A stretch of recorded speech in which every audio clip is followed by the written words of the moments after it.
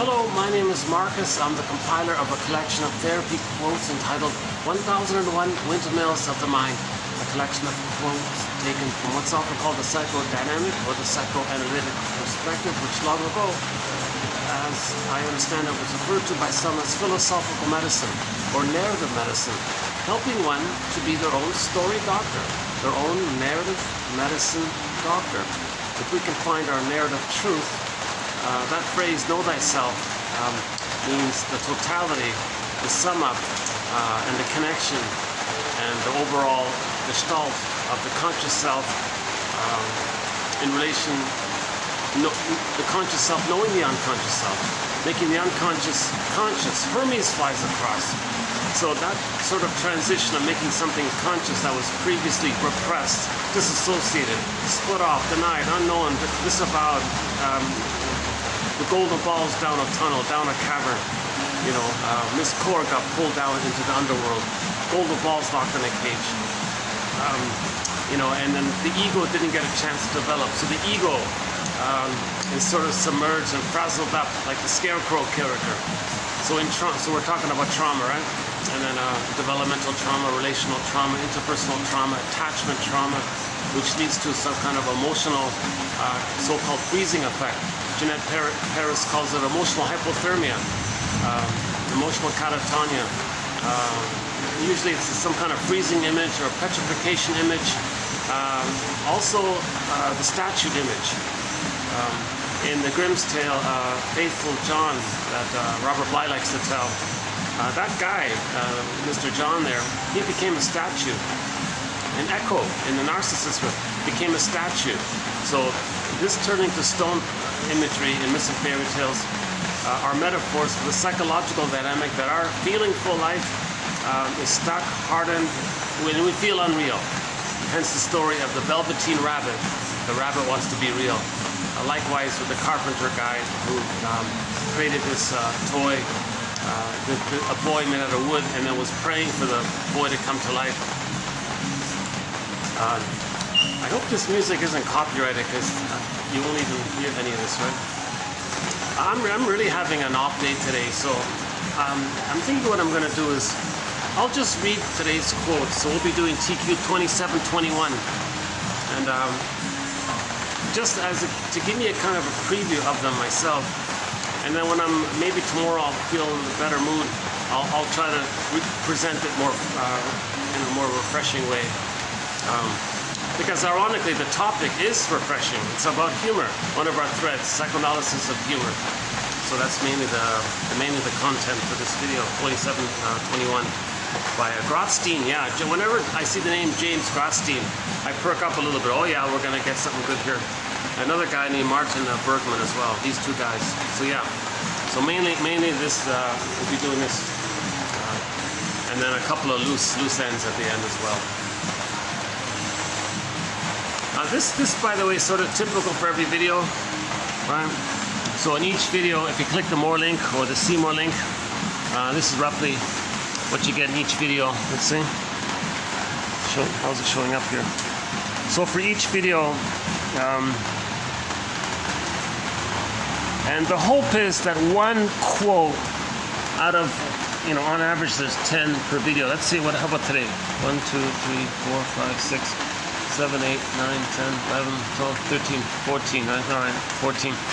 So my hope is that in each video you'll find one quote that clicks, that's helpful, right? And we have 1,000 videos, so if you can glean out one quote, right, each of the 1,000 videos, one can create their own 1001 windmills of the mind for themselves. Right? Enough consciousness to make it safe for the feelings to come back into themselves, right? To, you know, the Velveteen Rabbit becomes real, the boy becomes real, and we're no longer petrified, frozen, and the stone character comes back to life and all this, right?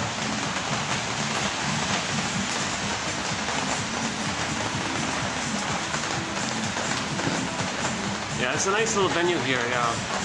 Sorry, the lighting isn't too good here, it's a little bit late in the day. I'm looking at, I look terrible today. But I say to myself, get the quotes out, that's the main thing. My discussion, my commentary That's partly for me to understand it and have the feeling that I'm contributing and sharing. I'm learning this second language. I'm not an analyst. I'm not a psychotherapist. I'm not a professor. I'm not a social worker, a midlife doula, nutritionist. I haven't been analyzed even, ironically, right? So we now have 10,000 quotes from the Sphinx, and I'd love to do this process. I keep reading about it, and it sounds very encouraging, so I want to kind of learn it myself. But yeah, you gotta have a small fortune to do such a thing. Fly to New York and do this kind of thing. So the next best thing I figure, well, let's learn it ourselves. Let's self-teach it. So this project here is for anyone to. It's material. It's a sharing for anybody who wants to learn this so-called psychoanalytic orientation, outlook, perspective. The quest to make something that we don't know about ourselves and bring it into consciousness. Then we have more of the self. If too much of us is repressed, that's why we feel empty or hollow or unreal or stone-like or frozen or petrified, etc. Because it's repressed. So if we make it conscious, we're getting back into ourselves. That's the whole journey, right? The unconscious self or the repressed self, the secret self, the double self, the unknown self, the shadow soul. It's the one who walks with me, who's not like me, who is me. Someone's living my life and I know nothing about him. And literature is the motif of the double character. And so in a story, a person meets another person, and that second person is them, but they don't know that it's them. It's a fantasy, sci-fi, metaphysical story, a fictional story of creating a character that embodies and represents the lostness of the first person. And the idea in the story is to dialogue with yourself like that, right? So in the Phantom of the Opera, the singer goes to the basement, you have the unconscious, and that scary dude with the mask and all this, that's not some separate outer character. That's just a fantasy personified, created character to approximate the singer's own pain, shame, rage, hurt, trauma, and all this. So she's dialoguing with herself, getting to know herself. And as she got to know more of herself, went down, came back up, okay, there's Hermes. Okay, she's integrating, feeling wholeness. She had more of the self. Okay, the repressed self comes into conscious self. You have more of the self. When you have more of the self, she went on stage and was a better singer because she had more connection to herself. She made more sense, had more sense of self, so she was considered a more fuller, more real, authentic singer kind of thing, right?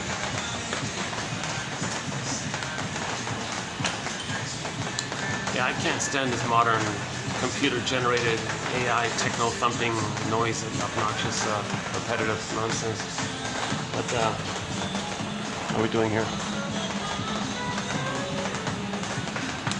Maybe I'll do a part of it. I'm sweating already. Let me do a part of this back inside. I'm going to flip back and forth. It's still pretty hot. Even though it's raining, it's still pretty hot. Can you believe it?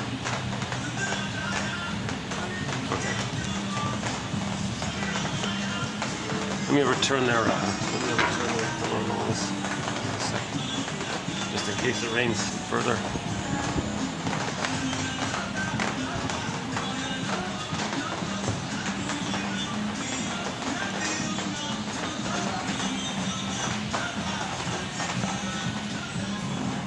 Here's that very nice thing they do here. Look at that, eh? The guests have the option to dress up and get their photo and all this. Maybe I can do it a bit. Maybe I can do a bit of it here.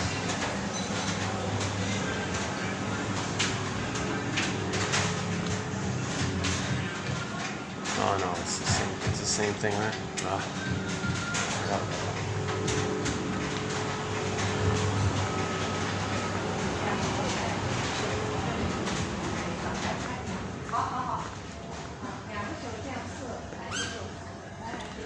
Oh yeah, okay, they're finished, are they? Yeah, in the meeting room they were blaring. It was blaring in there. Yeah, my first time to do it in this little spot. Well, oh no, my second time. Yeah, I treated myself. This is my second time to buy their little expensive ice cream here. It turns out to be a local brand, a local ice cream. But I like this. I like this advertising slogan. At this ice cream company, we have mastered the spirit of rebellion. we craft wicked good flavors, capturing the way of life and the spirit of the people we met. So what's your story? So it's a good little thing there. I was talking about it before. It appeals to when the baby's traumatized. Of course he wants to rebel. Of course he's angry. Mother, what are you doing? I meet my needs here. Mother's misattuned, malattuned. I'm right beside a bit of traffic behind me there. All right. Yeah, okay, not the best. Well, every other place was occupied, so let's see how long. Maybe I'll lower my voice a bit here. Yeah, so of course the baby's going to rebel. Baby has needs for his development. He has needs for a secure attachment style for the mother. That's the main one. He needs a secure attachment style. A secure attachment style means the baby gets his developmental needs met, and these needs can roughly be described sort of in three sort of blocks of like the development can be subdivided into three basic phases, from biological birth to the first 4 to 5 months. That first block of time, it's called the extended paradise, the extended interpersonal social womb. It's a womb-like environment, just the mother, just the two of them, just the two, like that song, just the two of us. So the paradise and the kind of music between the attunement between the baby and the mother, okay, and the mother's present, and that kind of flow, it continues for the first 4 to 5 months, called the positive maternal experience, the maternal holding environment. But now it's active because the baby's brain is laying down memories based on the relationship with the mother. So the relationship with the mother has to be in that spirit of the way it was in the womb. It's an extended womb. So the mother offers her reverie, like her so-called consideration and recognition that she's receiving the signals of the baby through the nerve line. When the child's suckling, the nerves in the child to the mother line up, and she gets the messages and she can respond appropriately. So there's like, let the music play on, let the reverie play on. So baby sends a signal, a message, mother gets it, she responds, her cycle takes place, all is good, right? So if the baby has a need to be feel mother's presence, that she's emotionally present for the child. The way the mother treats the child, he's going to record that and then pick it up and do that to himself. So if the mother's present to the child, baby has the memories of it. Okay? So like that famous self-help quote, children need your presence, not your presence. Baby needs mother's presence. Okay? Mother's, yeah, I'm here, I'm really here for you, not just physically, like emotionally. She wants to be a mother, like she wants that kind of, to be what they call a symbiotic object for the baby. Meaning the baby completely, it's one way, the baby completely gets their needs met by the mother. No way ever does that cross a line where the mother exploits the baby to use her needs. You see, that's a trauma for the child. Anytime the mother says, oh, look at this, I can brainwash the child to be dependent on me so I never feel alone. Or I'll do to the child what was done to me because of her anger in the past. Or, you know, or she'll fantasize that the baby's doesn't like her because she remembers maybe her mother didn't like her. So like these kinds of things, it's going to traumatize the baby. So the baby needs a positive interpersonal experience with the mother, right? So reverie, attunement. If the mother sees, hears, feels the child remembers that. He feels in that rhythm of safety and being seen and recognized and accepted. And, right? He then can kind of recognize himself and validate, feels validated and accepted. If the mother does that to him, he does it to himself, right? A key one there is the soothing. So whenever the baby has some distressing signals, mother picks it up and soothes the child. He has a memory of that. Oh, mother soothed me, and it's wired in. The interpersonal leads to intrapsychic. That's the key thing here. The interpersonal relationship with the baby has with the mother. The baby lays down neural pathways by it. That's called the intrapsychic. So he creates a model, a blueprint, a stencil, a script, some kind of organization, internal working model, temporal spatial spectacles, way of seeing things, architecture, endopsychic structure, psychic templates of relational units. Okay, so in the beginning, the mother's one, baby's one with the mother. Is that going to be left at the brain post age 3? The fusion's still there, and the child has to split things, and then the child has to create double fusions to cope with that distressing situation where he's not getting mother's love. He's got to deny that the mother's hurting him, hallucinate a goddess, and now he's got two fused relational units. An imaginary one where he's loved by the goddess mother, and the reality of him being shamed by the one mother who hurt him. He's got to split it up like that, and it's fused. The self-concept, the part self-representation that feels shamed is fused in with the shaming aggressive mother. And then you got the imagined ideal, blissful, love, narcissistic, ideal, glorified self, idealized self, this majesty, the baby image, blurred in, fused with the goddess that is all wonderful and like unconditional love for the child. He's got to make it up kind of thing. And that's in his brain. But they're still fused. He didn't differentiate. He didn't separate. He never felt safe enough to hatch out of the fusion. So the baby cloud blurred in with the bigger cloud. By the age of 4, the baby cloud's got to hatch out. That's called like the second hatching, or the psychological birth. Okay, okay. Yeah, these past couple of videos have been a bit. I'm in a dip now with my videos. I had a good run of good videos. I did some good, excellent videos, and my delivery as well. I thought I did some interesting videos recently. These past couple, I think I've kind of dipped a bit. Hopefully, it'll pick up again later on. That's why I know this has got to be a two-parter. I'm not going to do this quote justice today. It's a good quote on humor. Well, 2 of them by Grotstein and Bergman. Yeah.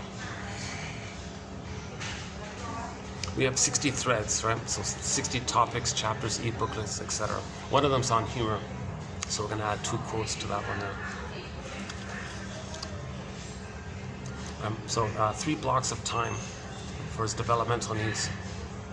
Okay, so that the extended paradise for first from birth to 4 to 5 months, paradise. If he gets that paradise, he feels safe enough with the memory that the mother is a person who loved him, and he's a person who's loved by the mother who loved him. Self loved by mother. Person loves a person. There's like 2 people there. He gets that kind of emotional appreciation because the mother appreciated the child as a person in their own right. The mother treated the baby as a little human person, not a thing to use or exploit or take advantage of or objectify or who cares or take or revenge fantasy or whatever. Nothing like that. That's objectifying the child. So the child was respected as a subject, as a person. His personhood, his subjectivity is validated. So the child feels his, and the feelings, that need gets met, the feelings will be present. So he feels pleasant by getting those needs met. Okay, so basic link between feelings and needs, F and N, feelings and needs. If the needs are met, the feelings are going to be pleasant. Needs unmet, feelings, of course, massively unpleasant. So the child gets his needs met, he'll feel very, very pleasant by this. He feels safe, warm, he was loved. A developmental milestone, like sort of a evolutionary thing takes place, something genetic or I don't know, something naturally happens roughly 4 to 5 months. The child develops a self-concept out of that fusion of the 2 being one. Now he's starting to separate from the mother, and as he's separating, he's getting to know himself. So that's from birth to age 3. That whole thing is called the separation individuation process. But the crux of the matter is the child first has to enter into that egg. Some babies don't even really get that kind of positive fusion with the mother. That's huge. That's very serious. If the baby is traumatized at birth or before he gets a chance to feel safe to leave the mother, he'll in his memory system, he'll still be fused there. Splitting will be there. Either or thinking will be there. All or nothing thinking will be there for survival mentality. He won't follow through with the emotional development. And now there's a famous split. So his emotionality can get frozen early on, but he can still get 10 PhDs, 10 medals, 10 awards. He can write 10 books or whatever. But we live to the extent that we feel. If the feelings get frozen up, the person might say, "Gee, I'm doing all this, but it's just like I feel like something's missing, right?" So often in life, manager.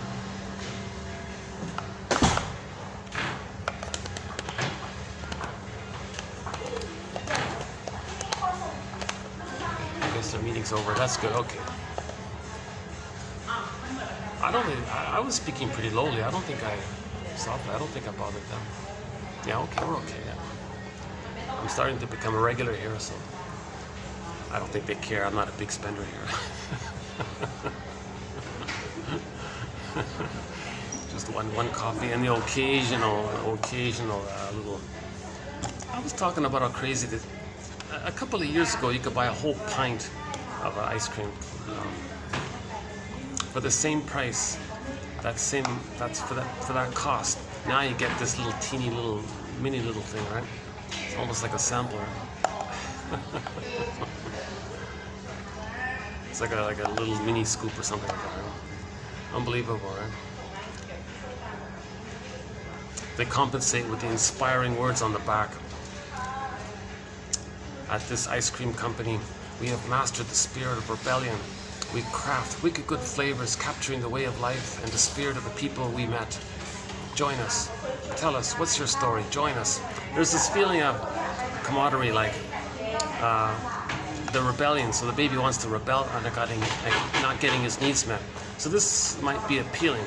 We want to rebel. There might be an inner child in us that wanted to rebel but couldn't rebel. Baby was crying, mother said, get over it. So that's a pain. Oh, okay, well, buy this ice cream. Join us, we'll rebel.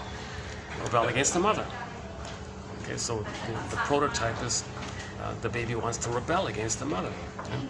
Then he says, we craft wicked good flavor. See, maybe this is touches that everybody's a little unique.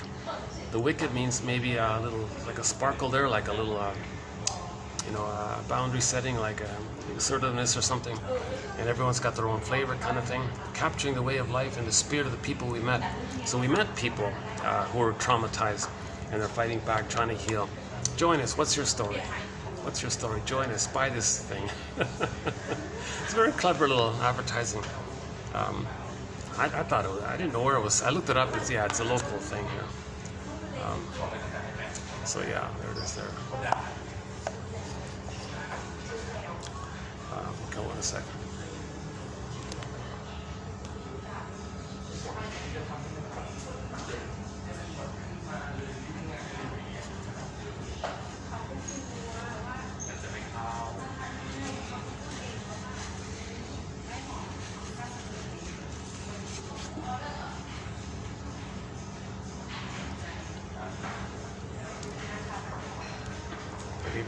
All right. It's a little boutique hotel, very popular. It's a little out of the way. You don't really notice it immediately, but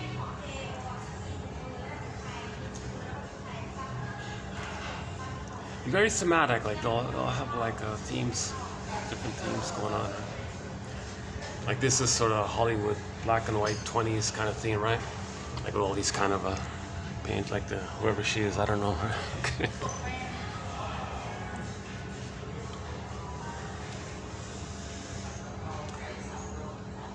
The baby has needs, right? So if the baby does, let's just talk about normal, good enough development. The baby does get his needs. Okay? So when he is biologically born, he wants to latch on, suckle. The nerve lines line up between the two. All is good. Okay, the paradise continues. Okay, now the suggestion by others, many, it makes sense to me. Leave the cord, leave the placenta, barring emergencies or whatever. But generally speaking, leave the cord, leave the placenta, because the cord's still pulsating. It's part of the child. It connects him to the placenta. The placenta is part of the child. The placenta connects him to the mother, grounded him to the mother. What's the hurry? Just hand the baby directly to the mother, to the front. He latches on. A day or two later, the cord and the placenta will drop off on their own accord. So what if it looks messy? Just put a bed sheet over the cord. Placenta comes out a day later. Okay, just put it in a bowl. Put the bowl on the bed beside the mother. Put a lid over the bowl, allowing some space for the cord. By that time, the child will be settled in his new paradise, in his land paradise. He's made the transition smoothly. He had all that support from the cord to the placenta. The memory of that still there. So no feeling of phantom missingness, no feeling of falling by losing the mother. You don't need that. We don't want a gap there between the continuity of the oneness of the mother. You want to maintain the symbiosis, the paradise, okay, the Shambhala, the Shangri-La, the Nirvana. If the cords are moved and all this, you want to don't weigh the baby. Who cares about that? You're traumatizing the poor guy, right? Poor girl. Just hand it directly. All the more reason if there are complications. He needs that support. He needs mother desperately, right? Because she can heal some disturbances at the time of birth, or if there was any kind of stress inside or something. So that he really needs all the support he can get. So leave the cord, leave the placenta, and let the child latch on. And again, barring emergencies. I'm not a doctor, my disclaimer. Okay. And another point about this, Klaus and Kennels emphasized this. I learned it from them. They said at the moment of biological birth, the mother produces lots of hormones, like all the bonding hormones, right? Oxytocin and all this. That's to help the child, like stick to the mother, like to latch, to bond, to fuse, and all this, right? So that's there for that child, to help the child do that. Right? And when the child does latch on to the mother, the nerve lines line up. Then the mother has the cable to the nerve line. Something about the mucosal nerves in the child fizzle in with the nerves in the nipple breast of the mother. There's like a little line there, a cable there. And then the mother gets the messages. The bonding is there. She knows the child is bonded to. She feels that the child is securely bonded to her, and she's the mother, right? So she accepts that duty. And then she gets the signals. Now she can respond appropriately with her motherly, maternal life, energy, force. She does her motherly kind of presence for the child. But that cable's got to be there, right? Hang on 1 second.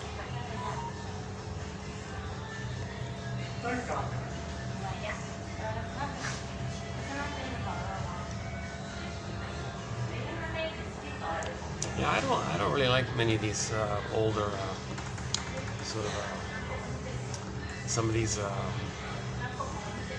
abstract black and white, older black and white painting. Some of it's okay. The flowers are okay. Buildings are okay, I guess. Jeez, I don't see the appeal with some of this stuff.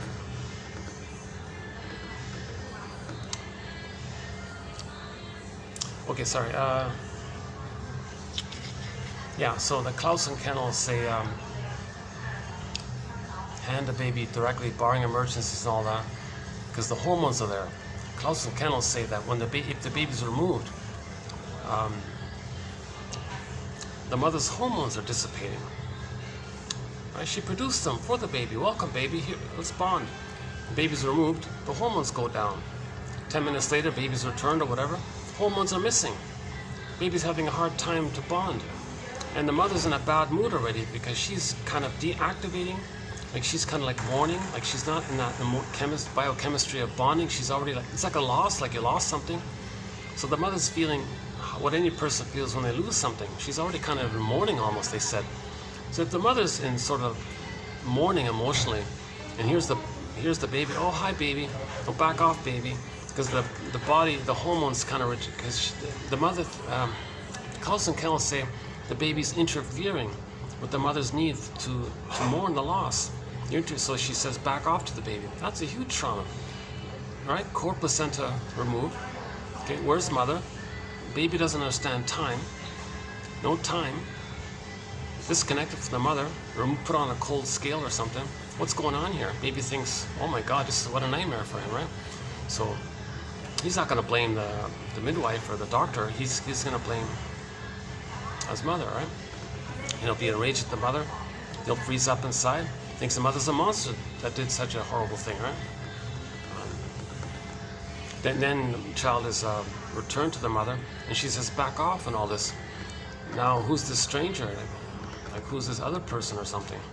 So you got a real problem there. Okay, I guess I got to move here. Okay, hold on a sec. Let's try another spot. Okay.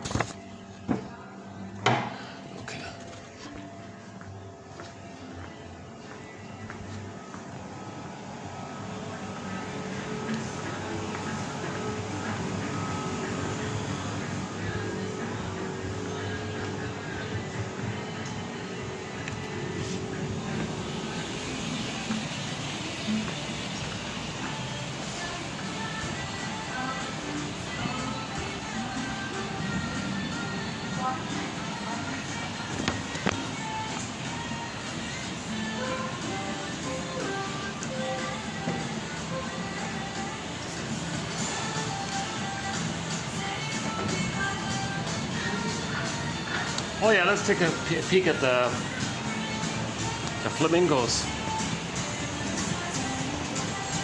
These are pretty good. This artist did a pretty good job. Check it out. Yeah, he did it. Let's see.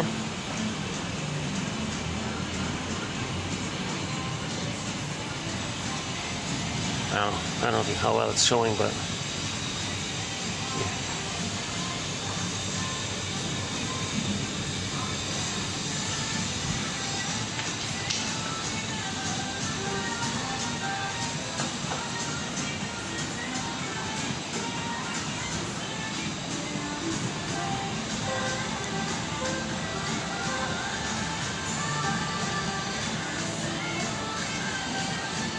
yeah, so that would be a birth trauma for the child to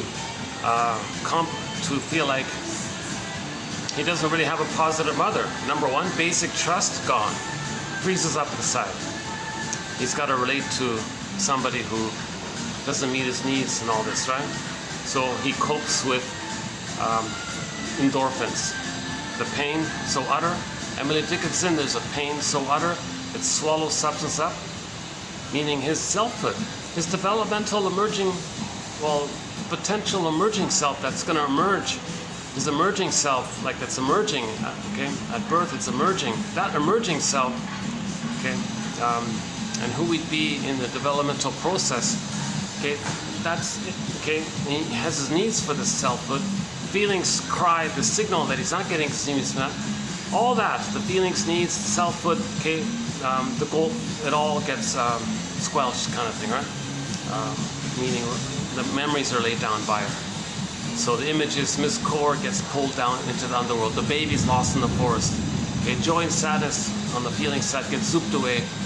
Okay, so when something innocent or pure is kind of lost like that. Or in the Faithful John story that Robert Bly likes to tell. Yeah, the Faithful John character. Okay, the body's, the embodiment, the body wisdom, the connection to your body, that idea. Right? Turn to a statue. So he may emotionally freeze up inside, right?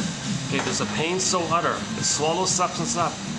Okay, turn to a statue, petrification, that's pain. To deal with the pain, one goes in a swoon. That's the endorphins. Now they're sleepwalking through life. They're going through the motions of life. Life is passing it by. So they go through life, they get 10 PhDs, but they're stuck in that emotional, something's missing. That's what we're talking about, right? Another one by Emily Dickinson, the baby had a great hope for his mother. It came out, a great hope, it fell. You heard no noise. The wreckage was within. O cunning tale that let no witness in. So he can't even perceive and know it. That's the Scarecrow character. Loss of feelings, the Tin Man character. The two being like that, he's disembodied, it's a cowardly lion like this. So he feels like that wizard, the fragmentation of the Wizard of Oz area, right? And it's mad in that unconscious world, right? Like the cat says in the Wonderland story. In the primary process mentation, in that trauma, okay, his undeveloped selfhood is lost in this other world kind of thing.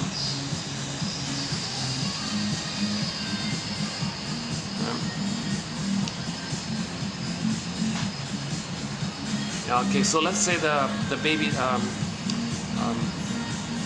let's say the baby does get a chance to latch with the mother, and all is good. The reverie, the lines line up.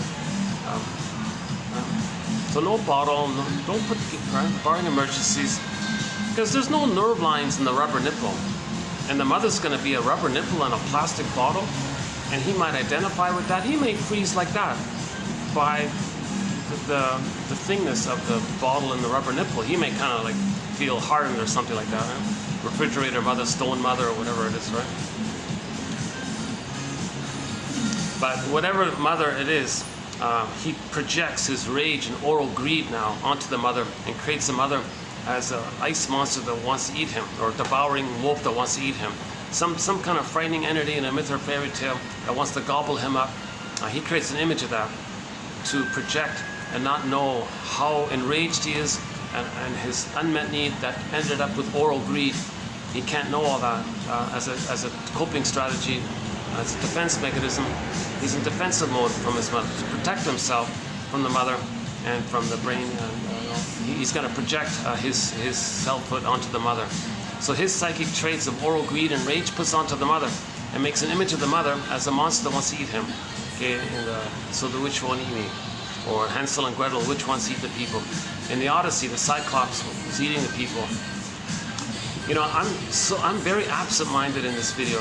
I'm not even looking at myself. I'm really having an off day today. So there'll be as I said before, there'll be a part 2. So when I'm feeling like this, my anxiety is multiplied. My normal baseline anxiety, when I'm in an okay mood, you'll see it. But when I haven't slept really too well for the past several days, it comes out even more. Right?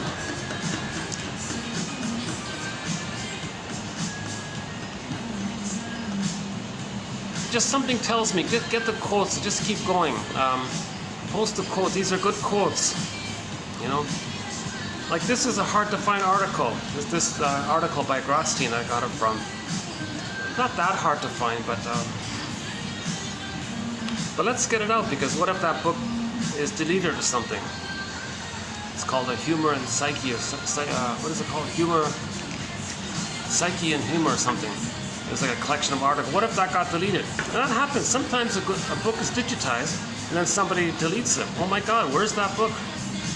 For example, Edmund Burtler, one of our mentors, he's got a whole book on the psychology of humor. It's not uploaded. Where is it? Oh, that's one of his key books, right? So that's why I feel like I'm saving some good stuff, like I'm preserving something here.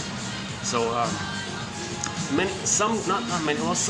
portion of these quotes haven't even been digitized. I got them direct from the printed books, and those printed books I noticed haven't been digitized. Right? So that's why I feel like I'm contributing by finding these quotes, making them available at a huge convenience. Okay? Either directly on the channel here, just click the more link, or through that copy page link. We have 2,000 pages now. Okay, so at this point, we now have 2,000 pages like this. Single-spaced, yeah. Single-spaced. 10,000 advanced self-help quotes. To do a print on demand, it's quite pricey. But remarkably, to do it as an e-book or e-encyclopedia, put it that way, an electronic encyclopedia of this, its own price of a copy. It's pretty amazing, pretty encouraging, pretty exciting, I think. Geez, I hope this stuff isn't copyrighted. You know, usually this kind of techno stuff is copyrighted. What else can we go? Let's see.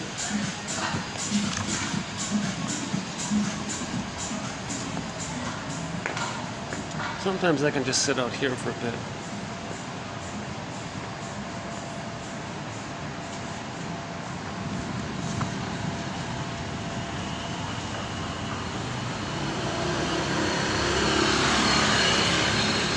What if I just sat here for a bit? Let's see. What if I brought a chair here? Let's see if that works. Oh, and I got the water on the camera. Oh, it's raining a bit. What else is there? What about beside Frosty? Hello, Frosty. Frosty the snow. Let's see Frosty the snowman. Yeah.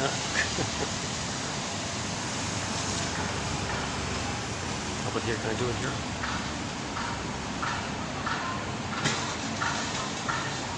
What if I brought a chair here? Let's try this for a bit. I got all the staff there. I can just see all the staff. I can look at it. See. Let's try this for a bit, yeah. Yeah, they got some nice golden reindeer.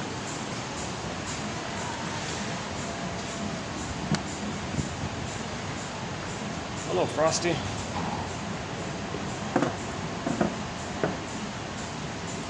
Yeah, the baby, they regard their mother as a Frosty the snow breast or something. Ice Queen. Oh, we've got a song called Ice Queen. Oh my God, yeah. When I get a chance to start bring in the speaker, the laptop. I'll play a good song called Ice Queen. It's a fun song, yeah.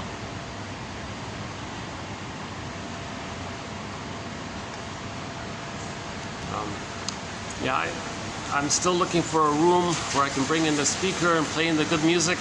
We got an amazing soundtrack to 1001 Windmills of the Mind. I'm very excited. I've got a backlog of songs I haven't played yet. Yeah, one of them is the Ice Queen song by Paul Dinlater or something like that. It's an instrumental. I've got another instrumental from that same musician called The Cheshire Cat, because we talk about what the cat said. It's that in the unconscious, in the primary process mentation, it's not conscious logic. The unconscious logic, it's mad, it's not conscious logic. Burglar said to a client once in a book, do you really think conscious logic is going to be the same as unconscious logic? In the unconscious logic, it's double think. Things are flippy floppy, things are upside down.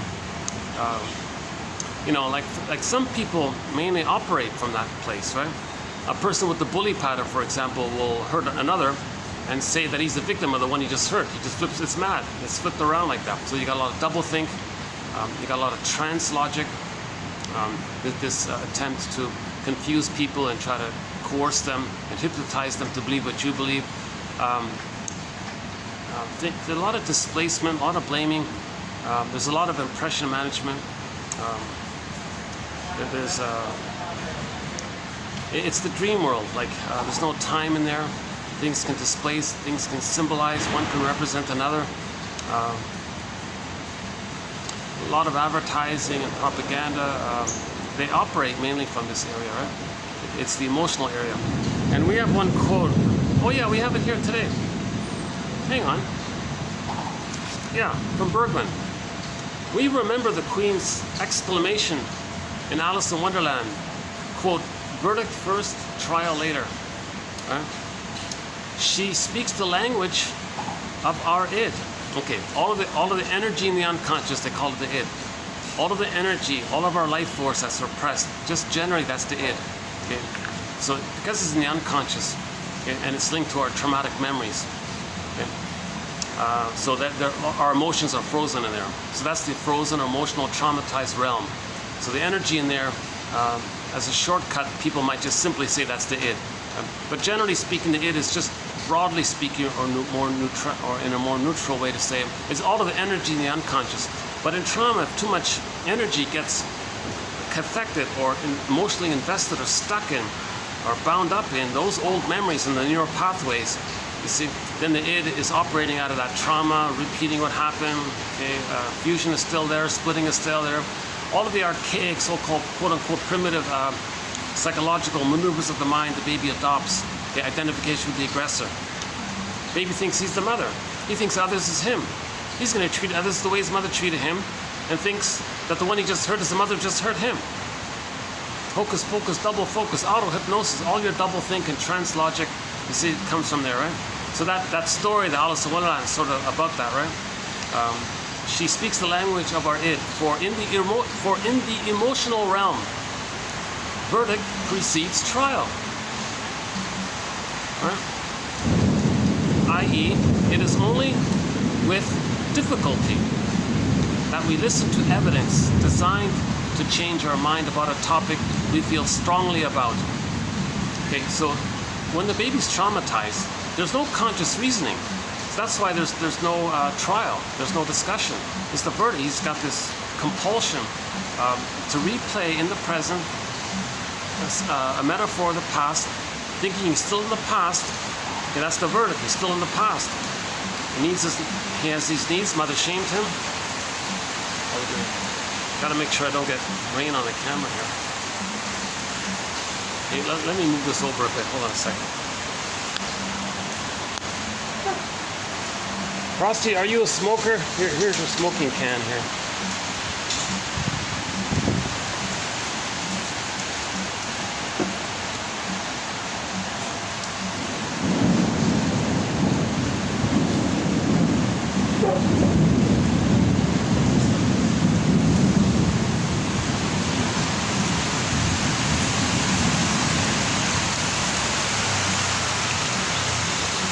not too bad, yeah. We play a song called Rain by Jose Feliciano. A song called Rain. Listen to the falling rain, listen to it fall, he sings. And with every drop of rain, you know I love you more. Let it rain all night long. Let my love for you grow strong. As long as we're together, who cares about the weather? Listen to the falling rain. Huh? Oh my God, this morning, I just discovered another song that we can tie into distinct personality patterns. A song called Side by Side by Patsy Cline. I just found it this morning, that Danny Thomas show that I'm currently watching a bit of. They played it in that episode. I looked up the lyrics, I go, oh yeah, that's an Iago song. Iago. Yeah. Oh, the poor ice cream guy gotta walk in the rain. Oh, poor guy. All right. Oh. He's not gonna sell it in the ice creams now, all right? Oh, hold on.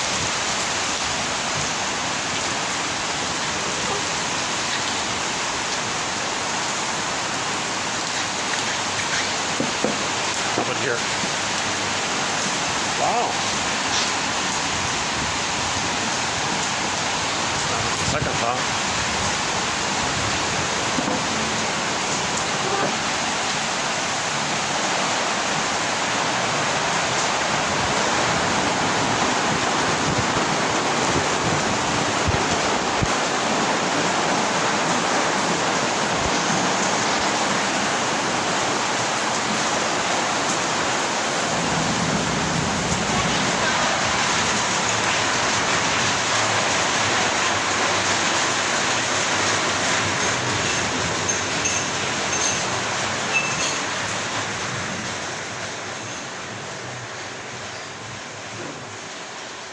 Hey, and they're gone. All right.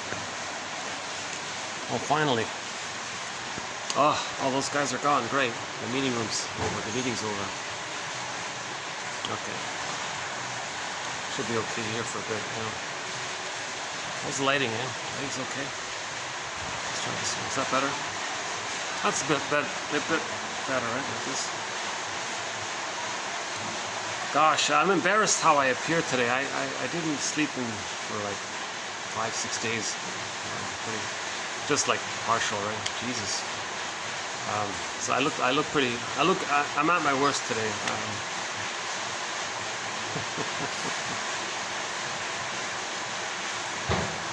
Yeah.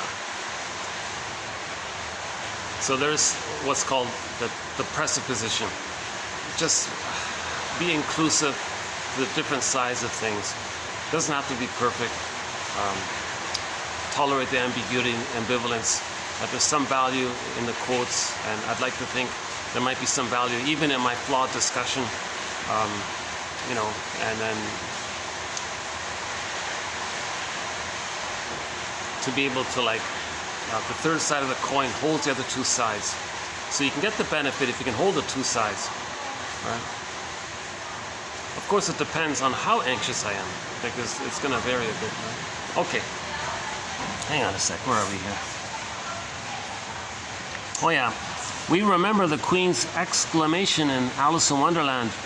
Verdict first, trial later. Trial later. She speaks the language of our id. For in the emotional realm, meaning in the traumatized memories, okay, in the traumatized memories, you see, the mother, quote unquote, severely damaged the child, right? The mother said, you're guilty. There was no trial. Baby had a need. Mother, I have a need. Mother said, no. I'm guilty. What did I do wrong? What am I accused of? I just had a need. No, you're guilty. So this queen there in the underworld, oh, you're guilty. Well, why is the baby guilty? So now we're talking about unconscious guilt for a minute. Well, first of all, the baby thinks maybe there's something wrong with him. He didn't get his paradise. So now he's defective. Why is he defective? He's supposed to say, he may think he's supposed to save the mother. Did the baby save the mother to get his paradise? The baby might think it's his job to save the mother.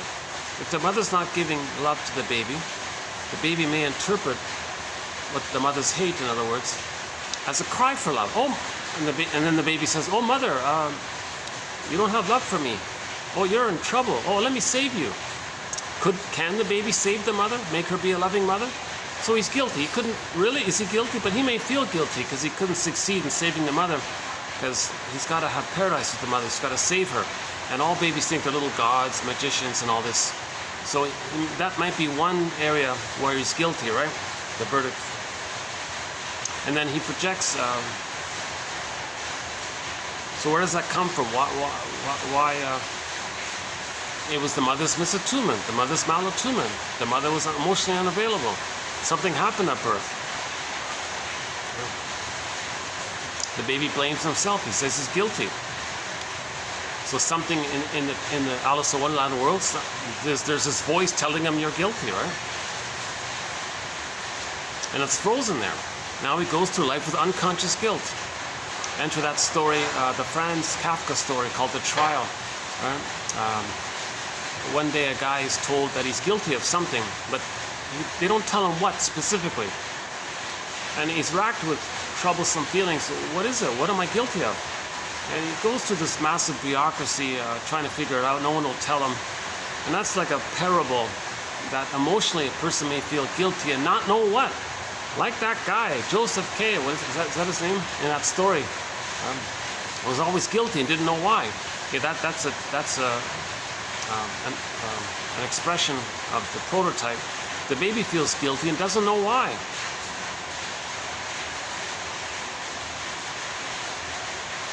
Okay. And the baby might become an emotional fugitive from the love that he seeks. Enter the story, The Fugitive, TV show called The Fugitive. The original one starring David Jansen. One of the taglines, the voiceover, was Richard Kimball is a fugitive from the justice he seeks. So he's innocent, of course. He was a nice guy, a doctor and all this. Helps people all the time. He was innocent. It was so over the top obvious that he's innocent, and the guy chasing him was deranged and all this. So that's a tip-off that it's a psychological story. Okay? So the baby is an emotional fugitive from the love that he's seeking. He's running away from his mother, but he's searching for it at the same time. He's guilty, he's running, but he needs his mother. So he's in a huge dilemma there, right? So in the Alice in Wonderland world, Alice is running. She's scared and terrified, and finally has to wake up, in the dream. It was a dream, right? In the film version, right? It is only with difficulty that we listen to evidence designed to change our mind about a topic we feel strongly about. Okay, a topic we feel strongly about. It's a compulsion. That's how strongly it is. It's like this compulsion. I think it's some kind of fusion between the baby's desperate, full compulsion to find the mother, to have a secure attachment style. All of his life force is to search for the breast mother. Where are you, mother? Right? That's like a drive like that, right? And plus, that's part A. Part B is when the baby's traumatized. Okay? In nature, when something's wounded, it's trying to heal. So enter a repetition compulsion. So replay, recreate, because the baby's in a state of timelessness. No time, infinite. Now, in Alice in Wonderland, there's no time. In Greek mythology, there's no God. God's live it's timeless. God's live forever. Eh? The image it's in the brain. It's timeless. So all time is that time. So in the present, it's still the past emotionally. And the compulsion is to replay, okay, that interaction with the mother, thinking you're still in the past, okay, so-called split perception. You know the present logically, but emotionally you're operating from the emotional realm. So we transfer the past into the present. The present becomes the presenting past. because of the pain we're feeling, because of the compulsion to heal. Okay, so innate drive for healing, repetition compulsion, and all the baby's life force to get a secure attachment style. So the baby, when the baby's born, all of his life force is to push. Where's the mother? Where's the nipple? He's got to latch on. All of his energies for that. He has no other agenda, no other thought. Where's the mother? So that's like a kind of a, he can't help, quote unquote, he can't help himself, right? And then that's going on. And if there's trauma, that's still going on. So the search is going on. He's traumatized. He's trying to, it's going on. While he's traumatized, he's got to get the love that he needs. So it's still going on. So that's emotionality. That's like the verdict. No, mother, I can't be guilty. I need your love. Love me, mother. Be there for me, mother. Meet my needs, mother. No, you're guilty. And why am I guilty? You repeat, replay. Right? That's sort of the whole. And this conflict that we're talking about here is repressed. It's unknown to us consciously. It's in the implicit memory system, the pre-verbal. Hold on a second. Let me make sure I'm not bothering anybody here. Let's see.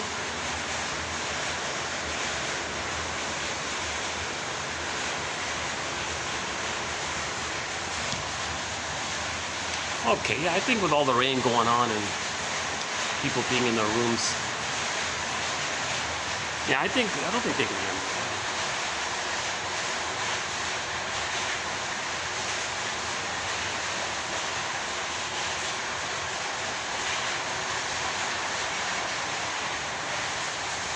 Okay, maybe I'll just keep it brief here then. Should be okay. Because I'd like to come back here, yeah. It's a nice little spot, eh?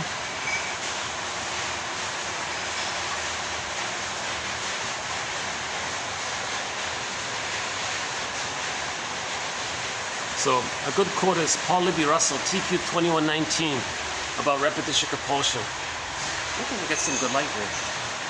I keep getting the reflection from my glasses. Huh?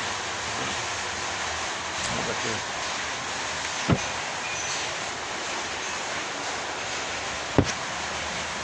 Is that better? Maybe a little better? Boy, you know, the last video was also, I was in this kind of mood yesterday as well, right?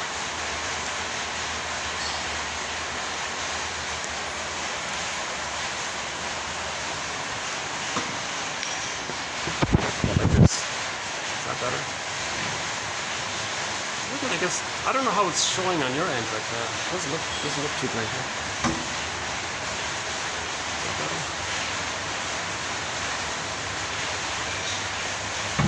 Maybe I'll just go back to where I was, huh?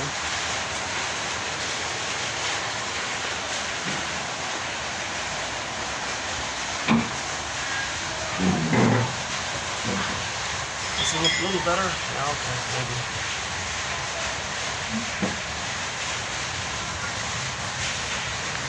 So that's a developing thread, by the way, this thing called primary process mentation. Translogic, doublethink, no time, displacement, symbolization, condensation, the whole dream world area, right? And it's all topsy-turvy and all this. And the emotions are, it's like a labyrinth, the emotions are lost.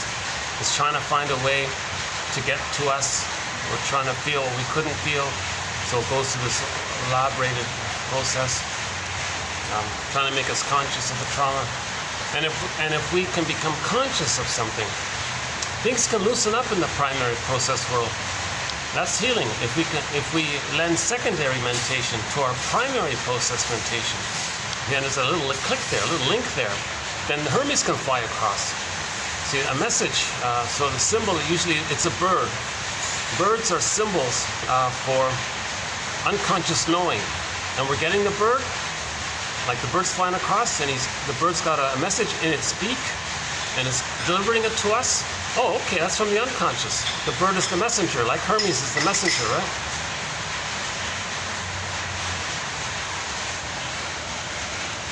Again, we remember the Queen's exclamation in Alice in Wonderland, verdict first, trial later. Right? So just like the guy in the Kafka story, he's guilty, he doesn't know why. Right? The baby has this immediate verdict that he's guilty, that he's defective, that he's no good. Paradise missing. Is he flawed? Is he defective? There's no evidence. There's no reasoning. He needs his paradise. The paradise is not there. He concludes there's something wrong with him. Well, that's the verdict first kind of thing. It's the emotionality. Earth opens up, golden ball goes down the well. So this kind of impulsive response to trauma. So the repetition of being reminded and reliving the trauma, it's an emotional thing. The trial is the ego. Yeah, look at that. Verdict first, trial later. So the verdict, that's the emotion, that's the primary process. That's the emotional, that's in the unconscious. The trial, that's the ego. That's the consciousness, the legal, the lawyers and all this, right? So you want to make the unconscious conscious. So in conscious reality, it's the trial first, and then the verdict later, right?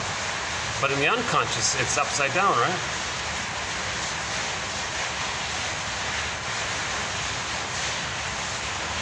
That's why we're not making sense, because 85% of what we do, our id and all this, the iceberg metaphor, depending on how much trauma there is, it's driving the person. It's using us like a puppet master to restage the trauma, to make us aware of the trauma. So the positive intention of the puppet master, or the repressed self, the secret self, or the id self, or the unconscious self, the second self, okay, it's to get us in the present to recreate and relive with others something that represents the trauma, with the hope that we can get a better past, change the past, undo the past, correct the past, or get the needed past. Right? So that the baby's trauma clicks in the repetition compulsion. No time, repetition compulsion, and it never works, because the present is never the past. No time machines. Nobody in the present is you. Nobody in the present can be the good mother for the past. It never works. Okay? But this thing that we're doing, the positive intention is to be aware. It's called an inference. We're making an inference. So the non-reporting brain, okay, the non-reporting brain is sometimes called the inferring mind. Okay, this unconscious puppet master and all this, that's called the inferring mind. So we got to make an inference whereby we observe ourselves in the present, and that's like getting a message, or we make inferences from the past, right? Actually, we have one quote here on this. Hold on a second. Yeah, one of these quotes is, where is it? Yeah, here. And yeah, a few from, in the last video we did a few from Enrico Jones. Here's another one here. The intrapsychic, okay, as a basis for what becomes manifest in the interactive field. Okay? So the interpersonal becomes intrapsychic, which expresses itself interpersonally. It reveals itself as the inferring mind. It infers itself. It reveals itself. It shows itself. It exposes itself. It tells us of it. It tells us of it in the present. We got to be the translator of it all. Because so as above, so below, inside out. Intrapsychic expressed outwardly. But originally, the baby had an outer relationship with the mother. He created a stencil of it, and then that's expressed interpersonally, inside out. Object relations theory of psychoanalysis is the study of all this. The whole thing is the study of how the interpersonal with the mother creates a template, a blueprint, and that blueprint expresses and reveals itself interpersonally later on via repetition compulsion, reenactment. Okay. Yesterday we had a new phrase. What is interaction structure? Yeah. In the last video, not too bad. Interaction structure, reenactment.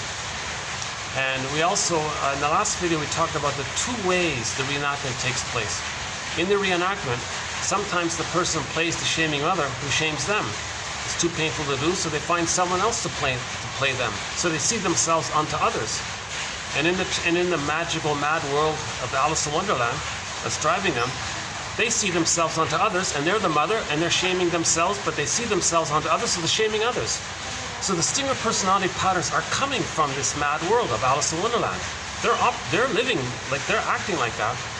It's just masked over with the appearance of being reasonable. Okay, so the puppet master is like, co-opting the cognitive reasonable of it all for its agenda kind of thing, right? So for more on that, check out Danielle Cunedo's from about 3 videos ago. The intrapsychic as a basis for what becomes manifest in the interactive field, in the interpersonal field, in the repetition, right? So therapeutic action. Okay, so the therapy process, or what we're looking for, therapeutic action is located in the recognition, experience, and understanding by both the client and the therapist of these repetition compulsions.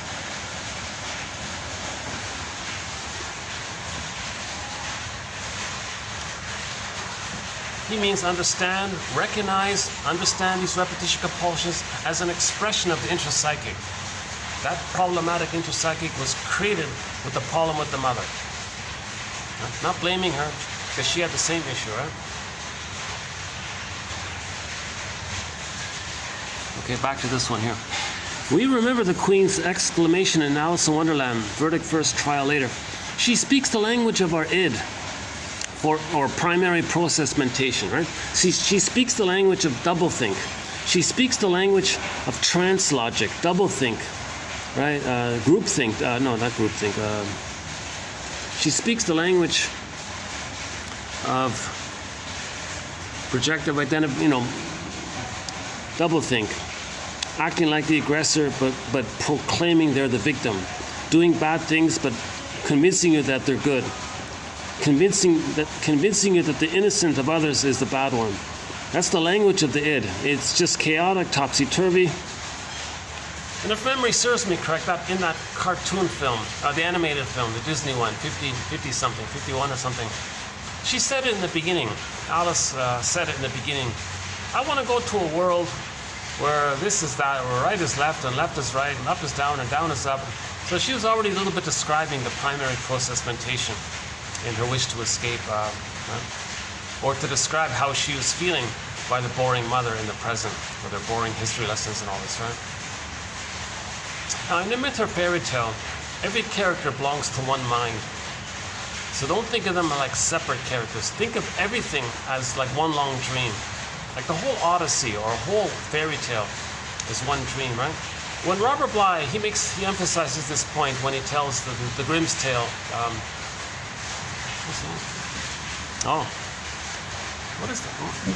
Oh, that's nice. Oh, cool. We got 2 feathers. All right. Well, that's nice. Nice to see the feathers. That's the nicest image here. Oh, that's awesome. From the birds. Yeah, the feathers.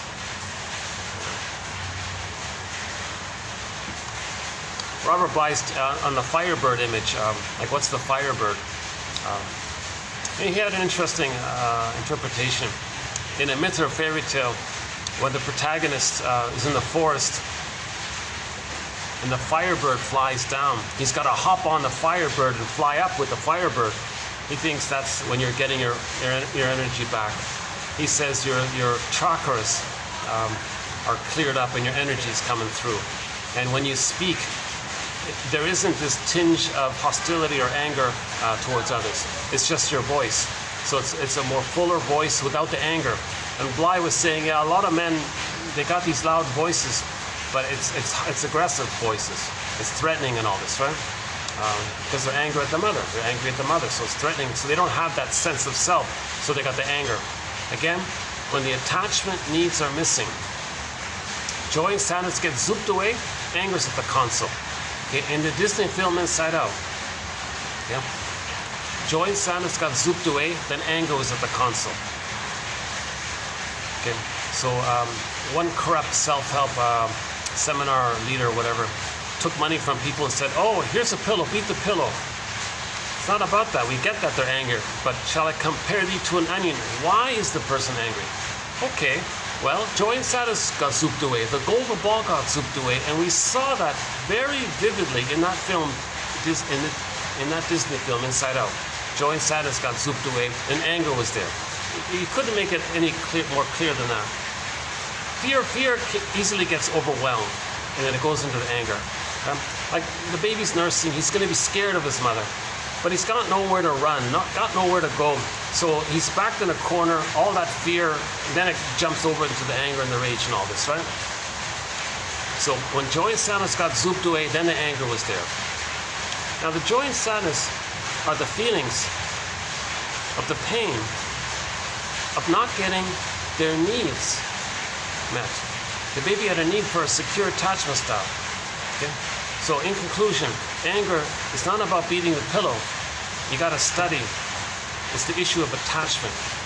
This whole thing we're talking about, these 10,000 quotes, the whole thing is about how do we heal from attachment trauma. That's one way of saying it. These 10,000 quotes are an attempt to heal from attachment trauma. Now, talking about it's mainly intellectual. Ultimately, a person has to have like a relationship with somebody, have a caring presence and all this, right?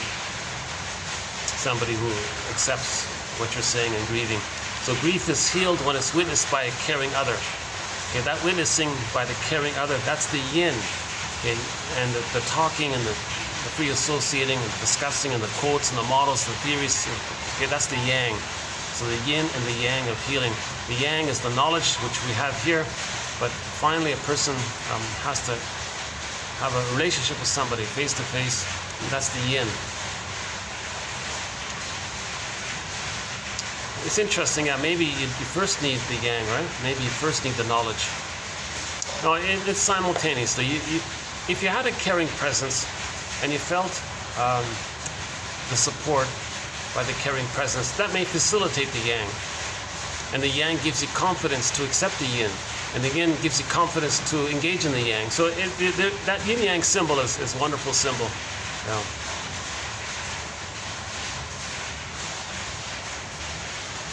Okay, let's go back to this one here. It is only with difficulty that we listen to evidence designed to change our mind about a topic we feel strongly about. Okay, so likewise, these 10,000 quotes are for that. These 10,000 quotes are the evidence, right, that we're innocent. It's no baby's job to save their mother. The baby's not born bad. That's nonsense.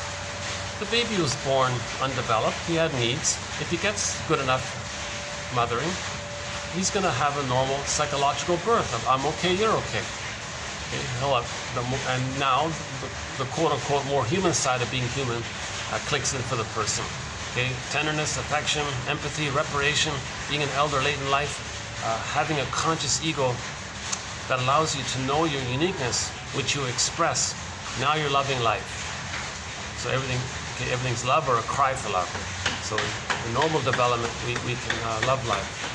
That's the love side. But in trauma, there's going to be the cry for love. So the cry for love is to repeat and reenact what happened in the past, thinking magically we can change the past because we don't understand time. But the present isn't the past, so that's why it doesn't work. But if we're conscious of all this, we make therapeutic little turning points. Birds fly across.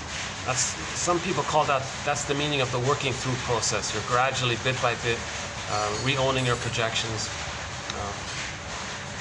Because a lot of what's suppressed, you're going to project, say others have it. If you own it, then you're owning your projections. That's sometimes called shadow work.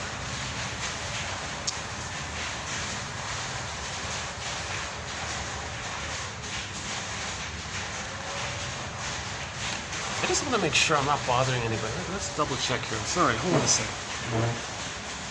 I know how annoying it is if someone's like talking just underneath you. Let's see.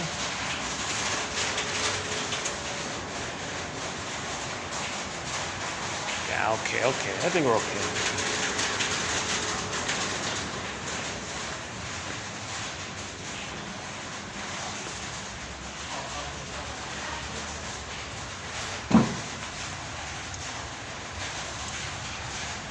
Well, that's a good one. That's a nice one. All right. I like that one. The flower. Yeah.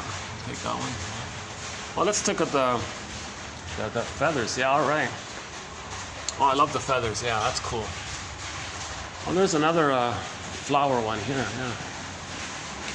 Let's see. Oh, there's two of them here. There's one there. One here. All right. These other ones. Yeah, I don't care for the other ones.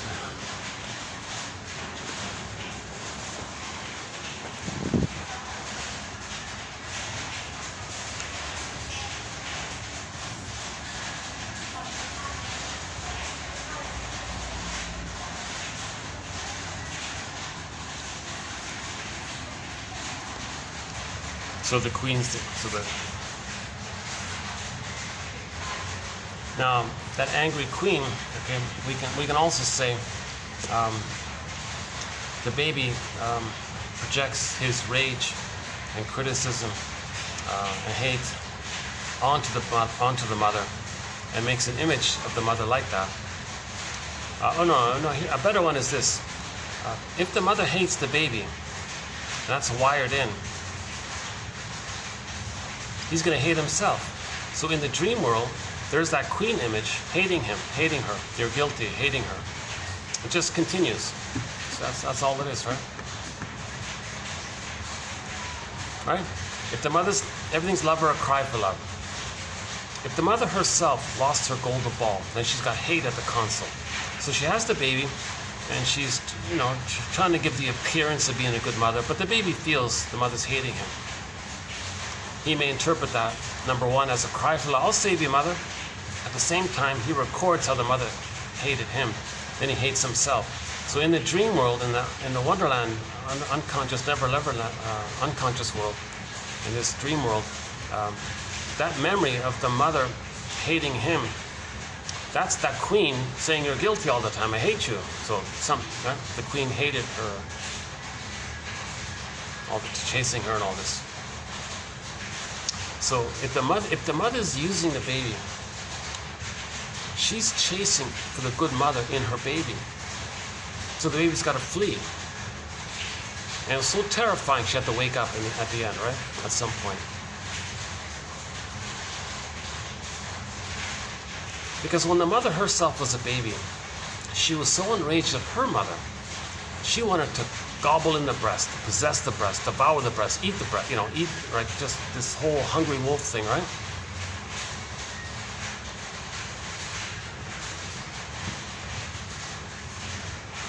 So this is called psychic reality, not physical, actual reality. So in the last video, oh my God, yeah. Enrico Jones, if you go to the last video, TQ 2719, yeah, 19, that one there. I recommend that one, 19 by Jones. And Enrico from San Francisco, that one.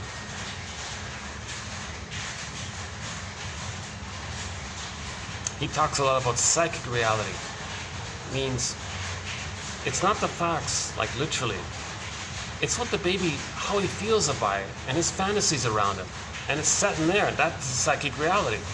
That's the Alice in Wonderland world, right? So in other words, when a person's triggered,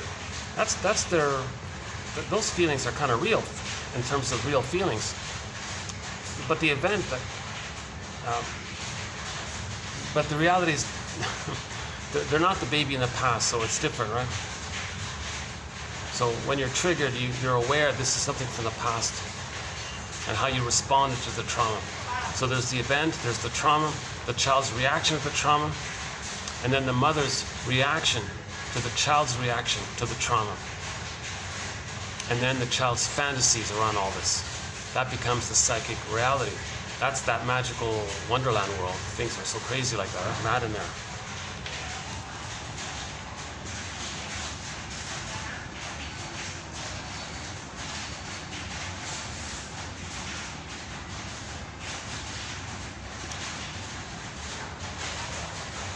How are we doing here?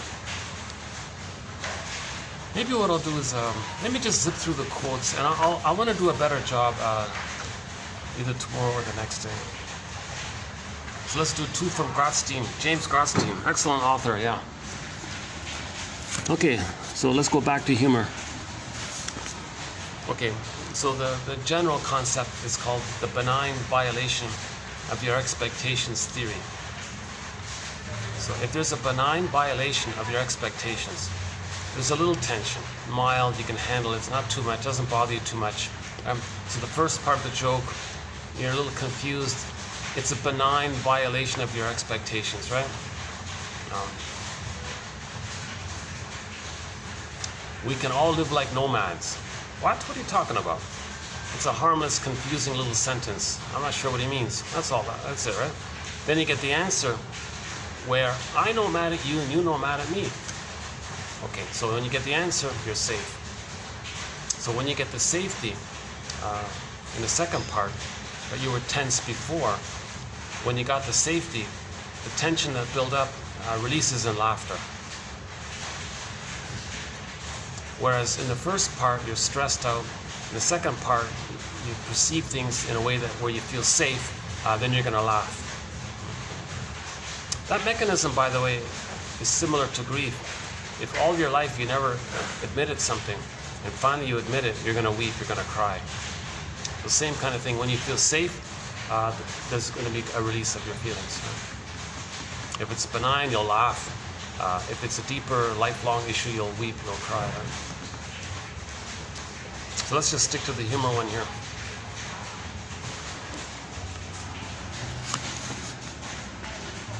Okay, when psychoanalysts, how are we doing here?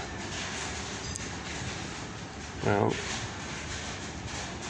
it's hard to kind of line it up like this. Okay, anyways, when psychoanalysts and psychotherapists since Freud think of humor, they think of four major aspects. A, the legitimacy of humor in technique. He means when should ever a therapist might or may use humor in the therapy process? Is it ever appropriate, or do the clients feel criticized? Do they feel you're mocking them, or do they feel it's too alluring or something? Why are you making jokes? Like, are we buddies? Like, what are you doing here? So this whole issue of, is it legitimate for the therapist to use humor in some kind of technique in the therapy process? So there is a whole discussion in that area, right? That's just in general terms. Okay, B, humor as a defense against the seriousness of therapy. So very common, people want to laugh away their problems. They'll make some kind of superficial joke or something to distract them from the problems, or fantasize something, you know. So very often humor is used as a defense mechanism to avoid inner truth, right? Accepting inner truth. So it's a defense mechanism. So humor can be used as a defense mechanism. Okay, C. Humor has a philosophical stance that maturely perspectifies. I like that, man. Look at that. Humor as a philosophical stance that maturely perspectifies the otherwise all too serious aspects of life. So there's a general philosophical approach to encourage perspective and distance, and that helps that area. So discussions about that. Okay, and D, a curious capacity of unconscious mental life. To these I would add, okay, E, the unconscious as a significant subject in its own right that is capable of enormous aesthetic sophistication, one of whose manifestations is its capacity to generate humor. So in other words, you're dreaming the whole world in your dream world. Imagine that as a character, and it's going to make you laugh.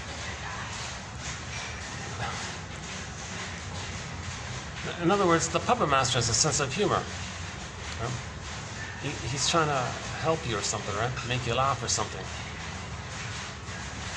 So the unconscious world includes within it the ability to make the person laugh. So that's like a whole gestalt in there that has the capacity or facility or the ability to create humor for us. It's like the inner repressed comedian within or something like that, maybe like that. Maybe you're sleeping and you're laughing or something.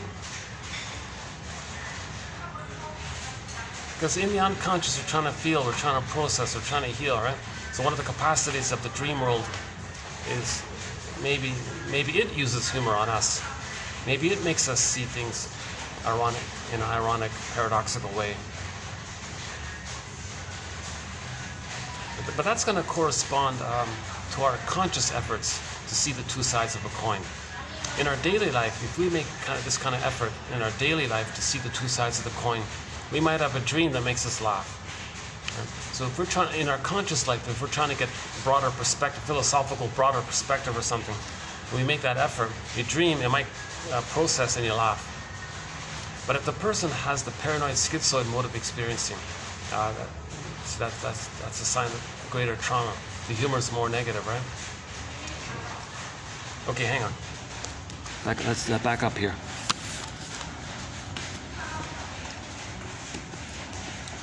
Okay, the unconscious as a significant subject. Yeah, so the puppet master can also make you laugh, in other words. The unconscious self, the repressed self, as an entity or something, as a force. The inner comedian, I guess. Right? Okay, next one. The phenomena of puns, which, among other uses, constitute a major system of bridges between primary process of mythic mental life. There you go. The primary process of mythic mental life. See, the primary process, all of our myths, our mythological story, those Greek myths and all that, all these myths from all around the world, all these myths, that describes our primary process mental life. Myths and fairy tales are like imagined creations of this inner life.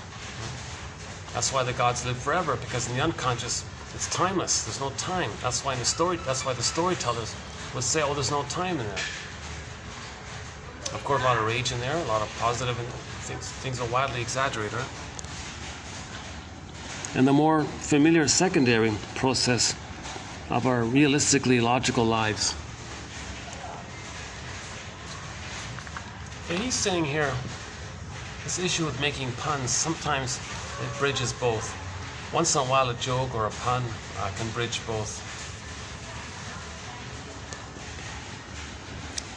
Okay, and G, the capacity to be humorous and or appreciate humor, which extends from the manic defense of the paranoid-schizoid position, where mocking and sarcasm predominate, to the depressive position, where humor represents a broader, forgiving, more philosophical point of view, one which appreciates the humor in paradoxes and ambiguities. So Melanie Klein has the theory about the positions. If the baby's traumatized before 18 months, he ends up in his brain with a thing called the paranoid-schizoid mode of experiencing, the paranoid-schizoid mode of operating, like a position, like a psychic position or something. Okay? It means the child's still fused with the mother. So the infantile yardstick is used. When the baby's nursing, the breast is everything. Enter Barry White's song, "You're my first, you're my last, you're my everything." So one client said to Miriam Minerbo, when I'm dating a guy, she said, if he doesn't give me everything, he gives me nothing. So the baby's in that place. He needs everything with the mother. The fusion, the bliss, the honeymoon, the beautiful, the heaven with the mother. The baby's not getting it, oh, he's in hell. So heaven, it's like a split heaven or hell, goddess and demon. So the baby copes with splitting. That's the schizoid issue. Mother's not a demon or a goddess. Mother's a person. It doesn't have a memory of that. Okay, the paranoid part of that phrase means, as mentioned before, he projects his rage and oral greed onto the mother and makes an image of the mother as a hungry wolf that wants to eat him, a monster that wants to eat him. Okay, the cyclops creature that wants to eat the people. The boar queen and the white bear king Valamon gobbles the men up and uses their bones as toothpicks. Okay, these kind of devouring, enraged, oral greed, never enough, oral greed, timeless, oral greed, right? So if a person in their psychic structure is operating from the splitting mechanism, so their slogans are, my greed or your greed. Okay. In trauma before 18 months, the baby identifies with the aggressor. They forget about themselves. That means it's going to be projected onto others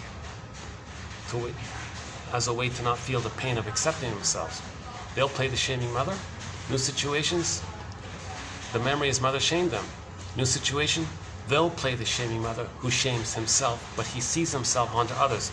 Since he sees himself onto someone else, okay, the record says mother shamed him, and he's going to reenact that. He plays the shaming mother who shames Now he's going to shame others because he believes in his trans-logic mad world that's him. So he's shaming himself, being loyal to the mother who shamed him. Okay? The only sense of a connection to the mother is to imitate her, to try to save her. So he'll be loyal to her in an ongoing attempt to save her, and that's his only sense of connection to her. So he's kind of stuck in this mad, perverse, psychotic kind of thinking, right? So you can imagine the humor that comes about from that mindset. Okay, it's very strong put-down humor. Okay, to inflate their grandiosity. I'm okay, you're not okay. When they say you're not okay, they're talking about themselves. See, all that shaming humor, they don't know it, but they're talking about themselves. They've identified with the mother who did that to them, and they see themselves onto others. So Stinger personality patterns have this massive dictionary of insults and put-down terms, and they easily they love it because in a Schadenfreude way, because they can continue to be loyal to the mother who shamed them. But the thing is, they don't want to feel the mother shaming them. They don't want to feel themselves shaming themselves. So they see themselves onto others, so they shame others, being loyal to the mother who shamed them, because now they become the shaming mother.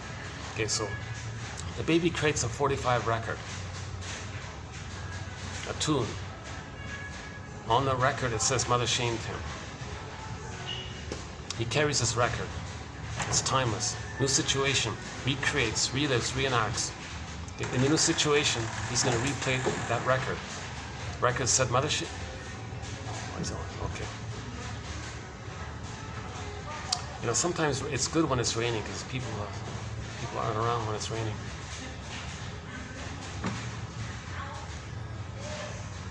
How's my delivery today? Is it really? I feel like I might not even want to watch it myself. Huh? Like I feel kind of tense, a little. I feel a little tension, in particular today with the lack of sleep. You know. I got a lot of construction. Oh my God, it's really bad with the construction lately. It's really. I'm waiting for it to kind of fizzle out, but it takes a long time. Right?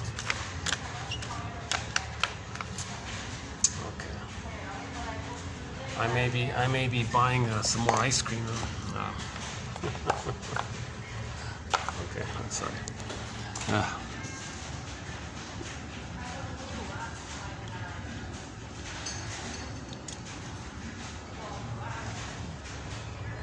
Yeah, so that's the child part. So that's the stress of the regression. That's the child part of me. Talking to my imaginary audience, looking for empathy or some reassuring words or something.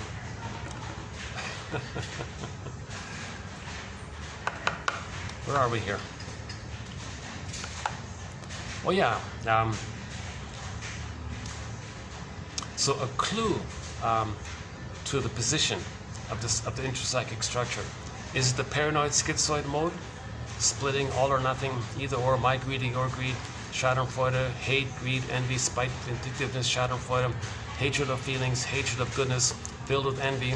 Okay, sardonic humor, black humor. What do they call it here?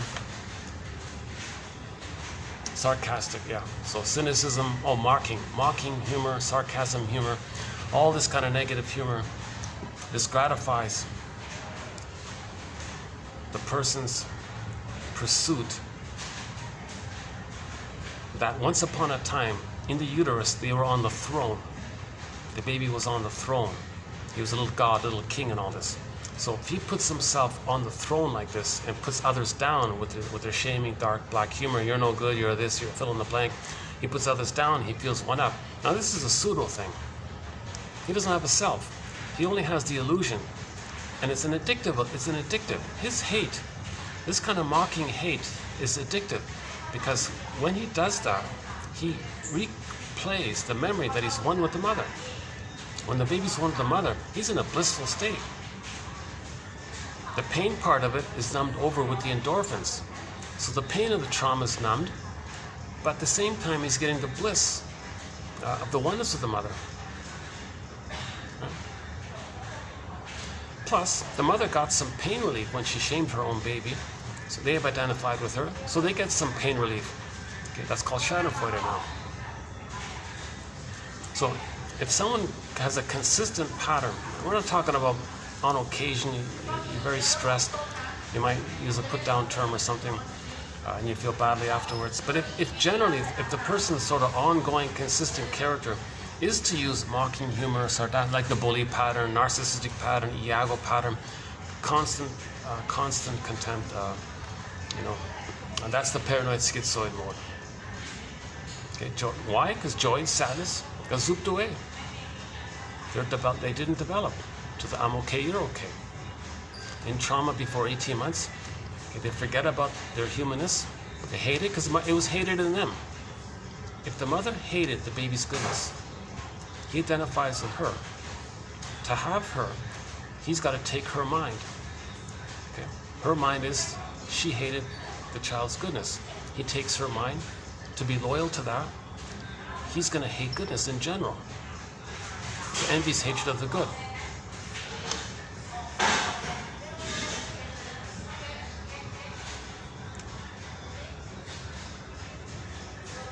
So that's why a lot of people who are in the depressive position are very uncomfortable with all this hate humor, right? Black humor and all. They're very uncomfortable with that because they have some love and gratitude and feeling for others. But those in the paranoid schizoid mode, all they want to do is pursue the throne. And cynicism and sarcasm gratifies that. That's the paranoid schizoid mode of experience. And Bergler says people who laugh at the same kind of mocking jokes, they have the same psychic structure of the paranoid schizoid position. I'm just adding that little part there. What he said was, people who laugh at the same kind of jokes have the same inner conflicts. If the child can get enough love post 18 months, love, gratitude, care have partially entered the psychological picture. Okay, so that's the depressive position. The splitting is resolved mainly. He doesn't see things in either or. He doesn't have to search for the throne. His throne needs were satisfied. Now he's in the human realm. But in trauma before 18 months, they never really continue on that human path, and they just regress back to the mythic infantile trauma place of the fantasy, of the Alice in Wonderland fantasies that they're little gods and all this, right? And it's addictive. Hence, Narcissus is named after that little white flower. The Narcissus flower gives people this addictive evolutionary quality. So them being greedy and envious and hateful and mocking humor, shaming humor, sarcastic humor, sardonic humor, this kind of, oh my God, you'll notice it. They're very gleeful and excited because the glee and the excitement is the giddy feeling of being one with the mother. See? When the baby's one with the mother, he's in a blissful state, and you're recreating the trauma with the mother by acting like the mother. You're reliving that time where you could have been one with the mother, or maybe once upon a time were one with the mother. Now you're going to be one with the mother. So there's that giddy, excited feeling. They're getting a little glimpse of it, and they're always chasing that. And so that's why hate is addictive, as well as greed. In the greed, they always say never enough. The envy, hatred of the good. And that new song, the Iago, that new song I found this morning, called Side by Side. So we have a thread on the Iago pattern, one of the personality patterns. One of the stinger personality patterns is called the Iago pattern. Okay, so prior to 18 months, all of the personality patterns that spring about when there's trauma prior to 18 months, generally they're the stinger personality patterns. Some before 4 to 5 months, some between 4 to 5 months and 18 months. Though, one of the ones that's prior to 4 to 5 months, or the more primal, hurtful one, is the Iago pattern. He's the guy that sits back, spreads rumors against others, and doesn't care, and gets glee and excitement seeing the goodness in others destroyed while they're happy with himself. And that song, Side by Side, was two Iagos, or two stingers. Hey, stinger, you stinger, we'll be together as stingers, while they, outside, through our rumors, hurt themselves, and we'll be happy together. And we'll stay together side by side while others wreck themselves. and that is to bleed like that. So the Iago pattern. Remember Iago? He's the guy that spreads rumors against others, and then he has glee because he's one with the mother who hurt him and hated his goodness. So if he hates goodness, just as his mother hated his goodness, he's one with the mother, and he's become the mother. So he's gleeful and he's excited by this, and he spreads rumors to have the effect of others, the goodness in others being damaged, and he feels gleeful by seeing goodness damaged because he's loyal to the mother because the mother destroyed his goodness. So when he destroys goodness, he feels loyal to the mother. So that loyalty keeps him attached to the mother, keeps him one with the mother, keeps ongoing effort to try to save her. So it's mad in there. Right? It's mad in there. Like the cat says, the Cheshire cat, it's mad in there, right?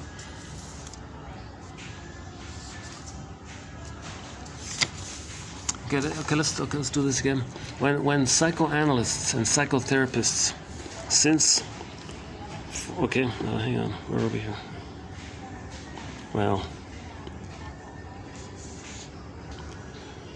Well, if you click the more link, you'll see it below. When psychoanalysts and psychotherapists, since Freud, think of humor, they think of four major aspects. When do we use it in therapy? Is it legitimate to even use humor in therapy? Let's talk about that. And this idea of humor as a defense mechanism, let's talk about that. And humor as a sort of philosophical idea where we give ourselves perspective. And then if there's some kind of distance, we feel safe, and the humor gives us perspective. Like perspective makes us feel safe at a distance. So let's talk about that. When is that useful? When is it not useful? And a curious capacity of the unconscious mental life. Okay, to these I would add the unconscious as a significant subject in its own right that is capable of enormous aesthetic sophistication, one of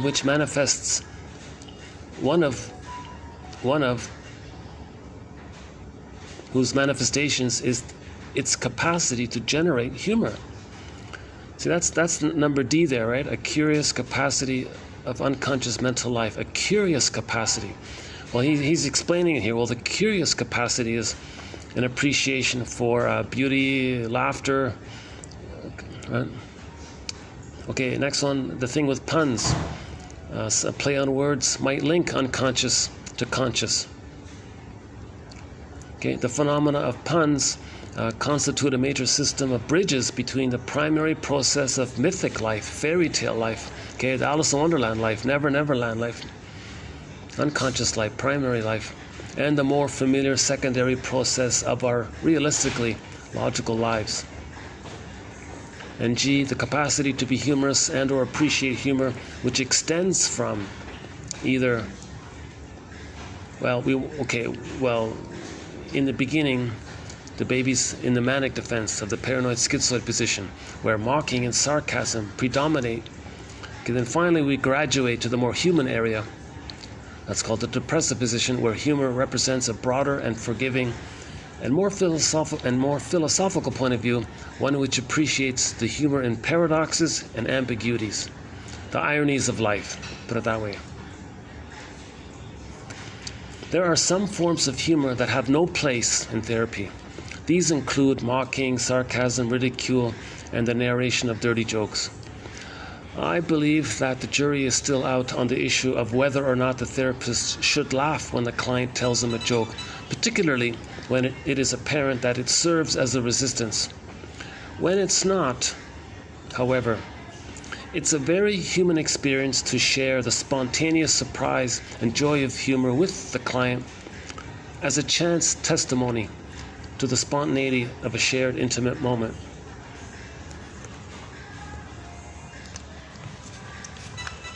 Right? So if the client, if there's a situation between the two, it's spontaneous, it's shared, it's about irony, it's about a playful thing, it's an enlightening, like an educational, like an interpretive kind of thing. There's the irony of it all. Then it's okay. Then the therapist can laugh. But if the client tells some kind of dark joke, he can't laugh at that, right? Why would you reinforce the paranoid schizoid? You want to maybe interpret that or identify it. That's coming from the paranoid schizoid position, the dark humor. Oh yeah, I remember one guy, one therapist, forgot his name. He said some client, sort of a jokester guy, and he was always trying to make the therapist laugh. So he was throwing all these jokes at him, and the therapist would never would laugh, right? But finally, the client got away with one. The joke was regarding repetition compulsion, about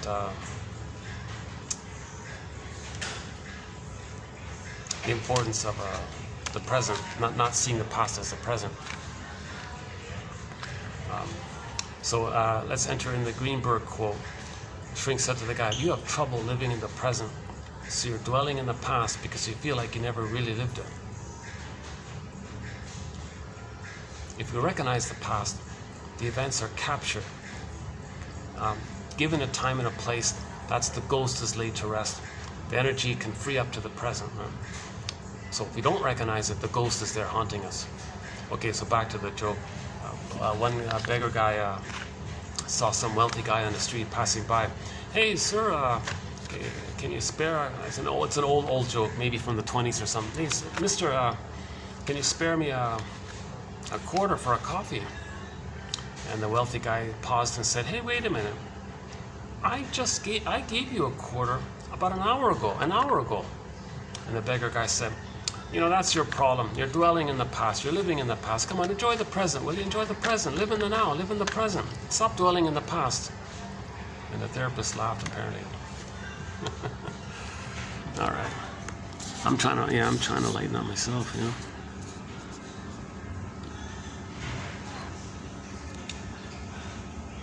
Yeah, but this one is okay, right?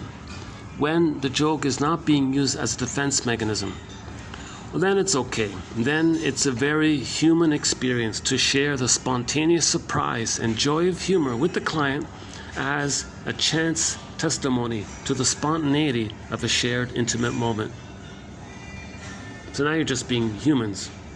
You know? It's not pathological. If he's healthy, discovers some irony, some paradoxes, some philosophical broader perspective, and it catches everyone by surprise, and it's kind of spontaneous, and he can share in that, then it's okay to laugh.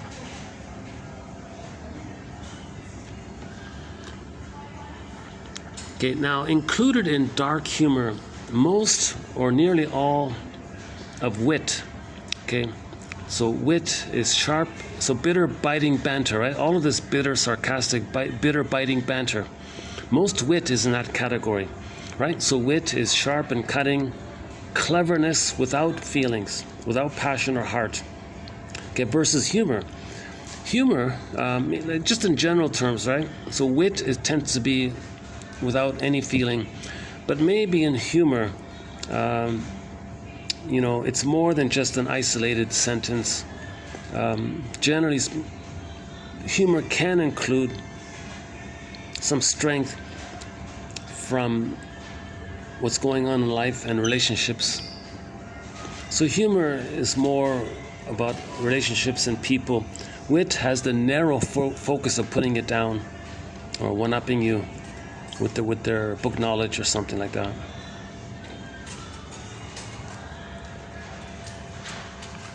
So Bergler says this, one quote said, "Be careful of joining in with bitter, biting banter. That's all hostility. So you don't want to join in with that thinking you're connecting with the person. You want to interpret this wit as bitter, biting banter. And that's the paranoid schizoid position and all the hostility. Now, what's all that anger about? The anger is the need for a secure attachment style with the breast mother wasn't met. The greatest hurt of all. The truth will upset you free. The greatest hurt of all.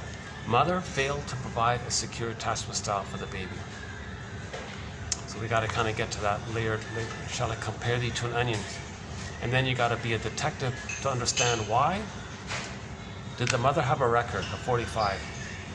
When the mother had a baby, did she see herself onto the baby and identified herself as the shaming mother who shamed her?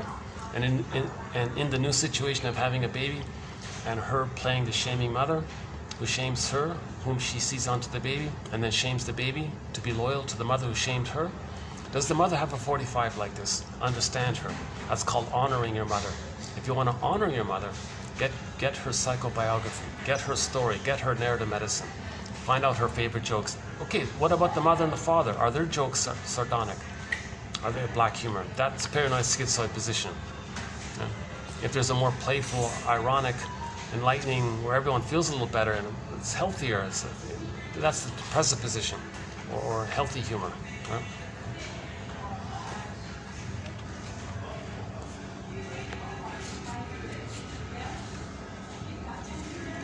Edith, yeah, another one from Edith Jacobson. We did one yesterday from her.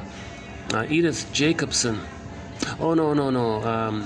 Yesterday was Betty Joseph. Sorry, no, here's another one. Okay, Edith Jacobson saw the secret of the comic film as a tentative identification with the suffering of the hero, followed by a quick detachment. As the danger no longer applies to the observer, he can derive a sense of pleasure from the situation. That's one way of putting it. Yeah, maybe one variation of the tension and the safety. You're watching the film, you identify with the character in the film, you're a little tense by that, but then you realize you're not that, so you feel safe and you laugh. So slight identification, tension, you realize, no, I'm not that, so you might laugh.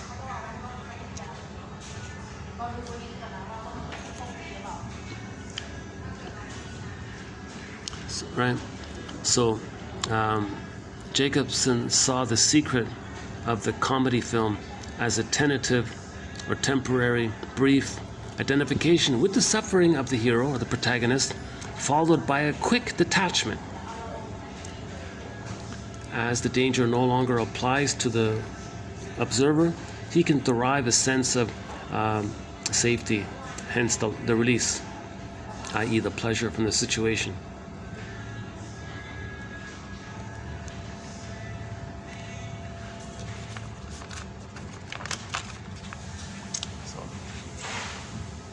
See, I don't laugh at all of these crude, vulgar comedies like the Archie Bunker Show, Al Bundy Show, and the Honeymooners Show. Crude. I feel sad that such a person has to operate out of that search for put-down humor. That's the paranoid-schizoid mode. But if there's a comedy that's maybe a little more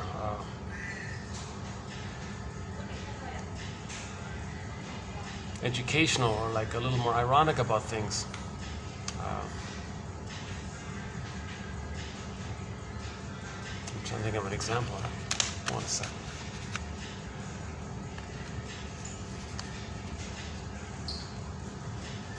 Yeah, I'm watching the show Drop Dead Diva. There might be a few jokes in there, right?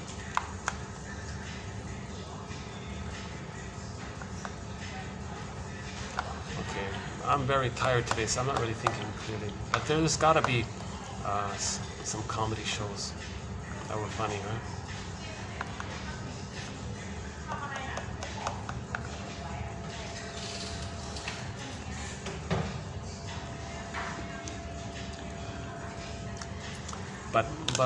But any comedy show that's based on putting others down is bitter banter.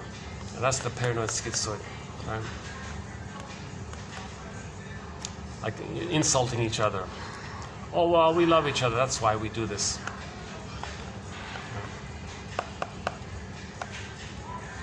So they share the same inner conflicts. So that's how they get along. And if they're not poking fun at each other, quote unquote fun, then they're going to scapegoat a third. There'll be a third. When stingers get together, if they're not engaged in bitter insulting each other or something, they'll invent a third, make up a third. That's called prejudice. It's called scapegoat hunger. Because usually what the stingers do is they just want to inflate each other's throwndom, take turns playing big shot. Okay, you take a turn playing big shot, I'll take a turn playing big shot, and if there's any kind of hostility, we'll just agree to hate a third. So they'll scapegoat a third, that keeps the first two together like that, right? So that's the paranoid-schizoid mode. Okay, let's update that one. To laugh at oneself is to take the minimal distance towards oneself, which allows us to appraise what we think, say, and do.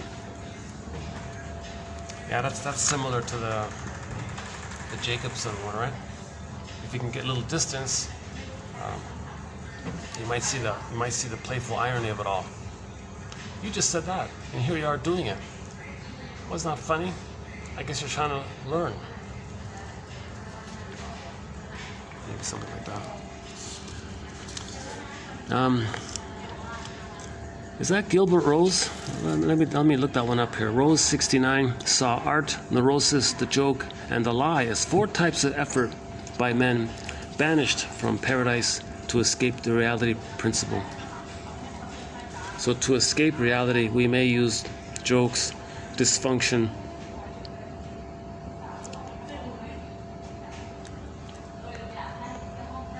see, some of this neurosis is you're covertly sneaking in a little pleasure in the pain of it all. That's the neurosis, to try to get out some kind of pleasure. Okay, Warren, Poland found that the development of a sense of humor in an analysand was one of the happy outcomes of psychoanalytic work, even though it was an unintended byproduct. As an example, Poland cited a client, quote, "All right, I will look at reality, but only as a tourist. I found the metaphor tourist apt because I myself often say to clients that we will not make headway as long as you're acting like a tourist in your own analysis." Okay, if I had the boombox here, I'd play Constant Tourist by Jael, Lunik. Jael, yeah, Jael. She has a song called Constant Tourist about in relationships. She feels like a tourist in the relationship because he's emotionally unavailable. So they're not really connecting, they're not really present. I feel like a constant tourist when I'm with you. So likewise in the therapy process, you don't want to be just like a tourist. You need to really free associate and speak your truth kind of thing. So he says at the end of therapy, people might have a richer sense of humor, not a dark humor. Oh my God, if someone finishes the therapy process and they're still sardonic in their humor, they're not healed, not at all. A sign of a successful therapy would be that their humor is more playfully about the ironies, not cynical about the paradoxes, but embracing the paradoxes and the surprise about it, and the recognition of the two sides, something like that. Okay, the next ones are just a few miscellaneous. Okay, sometimes the word empathy, in modern days, some people they're not using the word empathy, they're using the word mentalization. Can you believe it? Empathy or mentalization or reflective function is the capacity to conceive of psychological states or emotional states or mental states as explanations of behavior in oneself and in others. This is acquired in the context of early attachment relationships. Now, disturbances of attachment disrupt its normal emergence. Yeah, see, if a person has the empathy for themselves or others, that's the paranoid-schizoid mode of experiencing lack of empathy for self or others. So all that black humor, they hate themselves, they hate others. So that reflective capacity to recognize that behavior is a manifestation of some intrapsychic memories, some kind of recording, some kind of script that was created, and to recognize that what you're doing is an expression of that template, a so-called mentalization, reflective function, or empathy maybe. He admitted it. He said, when he first came up with the phrase mentalization, everyone said, oh yeah, old wine in new bottles or something. But he does add a little bit to it, so maybe it's okay. Yeah, mentalization. Mentalization just means you recognize that the person's behavior is influenced by their inner life. Make a link that their behavior is a communication or an expression of their intrapsychic template. Okay, remember? So interpersonal leads to intrapsychic, and the intrapsychic is the prompt base for the behavior later on, right? Mentalizing is imaginative because we have to imagine what other people might be thinking or feeling. An important indicator of mentalization is the awareness that we do not know and cannot know absolutely what is in someone else's mind. We suggest that a similar kind of imaginative leap is required to understand one's own mental experience, particularly in relation to emotionally charged issues. So have that, in other words, have self-empathy for yourself. We never really know fully the unconscious of ourselves or the other. Just observe that kind of thing, right? Just have that observation. So that's the inference. Look for patterns, look for clues, be a detective. Maybe this, maybe that, speculation, hypotheses. So these quotes are just clues. Right? So we have to be an existential detective, psychological detective, etc. The ego derives satisfaction not only from the solution itself, but from the economy of means and the eloquence with which the solution was arrived at. Great paintings speak to us because they also contain a great deal of economy. It would take many words to express what a certain look conveys in a painting by Rembrandt.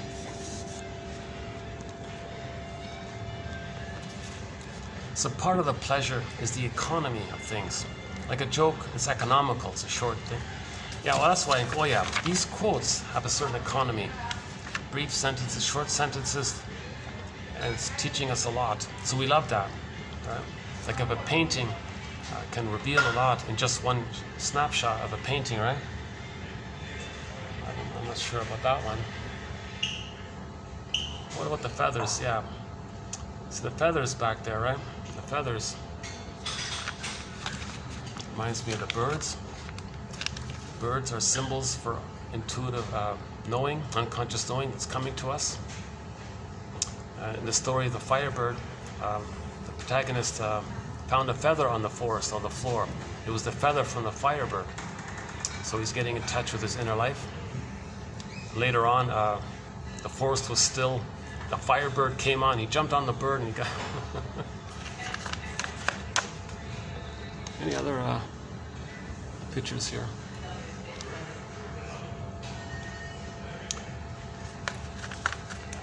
Yeah, I'm not really,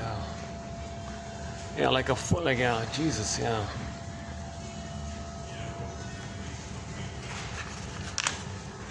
Maybe these pictures come from some kind of computer clip art kind of thing or something.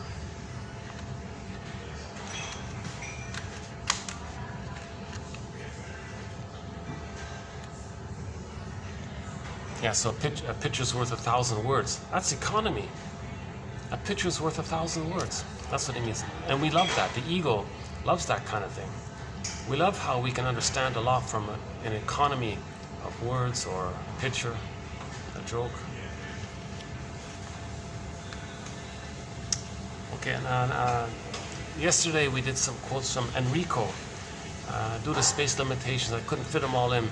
So these are just sort of like the carryovers from that last one.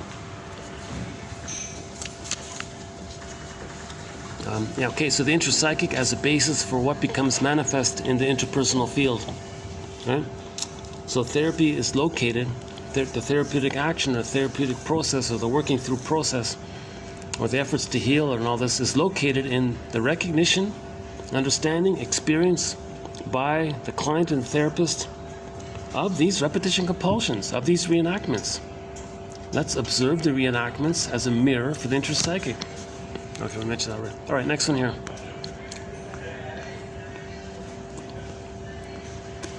Miss L felt the analyst didn't need her and retaliated by demonstrating she didn't need him. She attempted to redress her experience of inequity by a kind of reversal, by becoming the superior, rejecting person. So there's the grandiosity, defense against being triggered of being abandoned. If the woman projects the rejecting, abandoning mother onto the therapist guy and assumes she's going to reject him, she wants to preempt that triggering effect, so she'll sabotage her own therapy. Oh, I'm going to reject you, therapist. So that's what he means. Okay, last one here. Taking in the mother's image of the child. The child will see himself by seeing how the mother sees him. He takes that in. Hans Lowald held that if therapy was to be a process leading to personality change or change in mental structure, psychic structure, mental structure,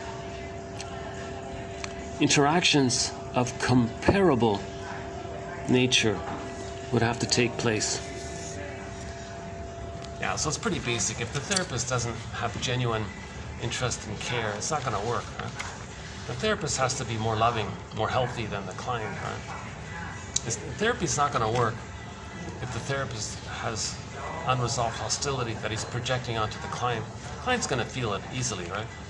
So he can't take in or trust the therapist if the therapist is hating the client, obviously, right? Sounds kind of basic, right? How are we doing? Yeah. I've only got about 2.5 hours on my storage. Maybe let's just go for a little bit of a walk or something. Yeah, let me get my bag here and we'll go for a walk for a bit. Let's see.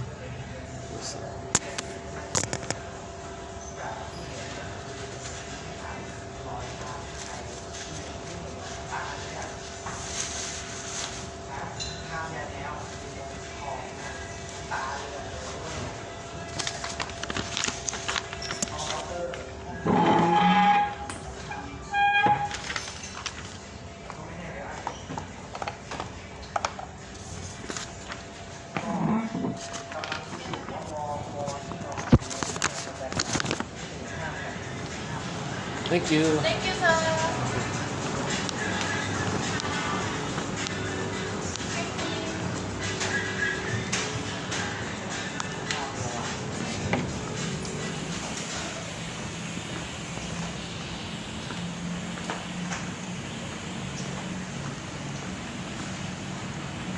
Oh, it is all wet here, eh?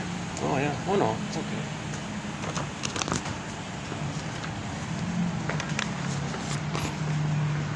Oh, there's Frosty.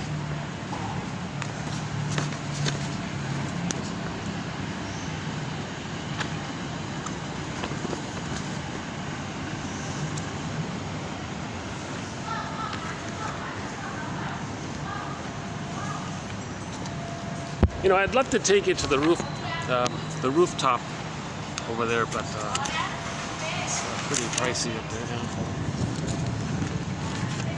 Oh, it's still raining, huh?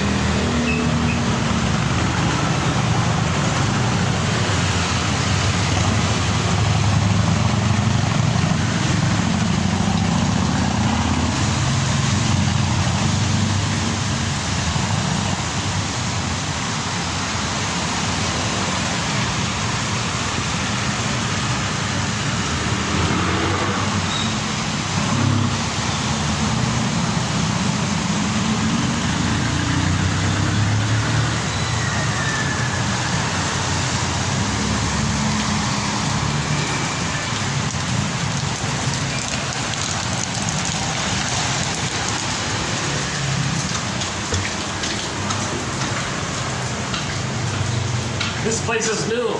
This little coffee shop up here, yeah.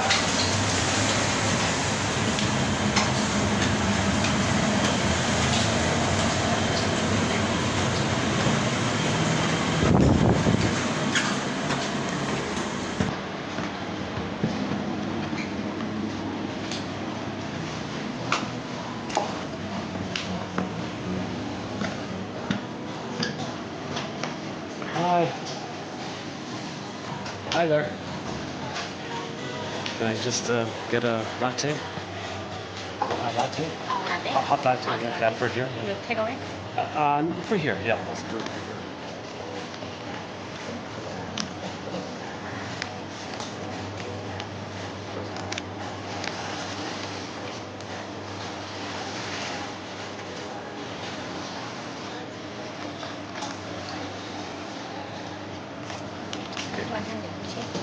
Keep the change, yeah.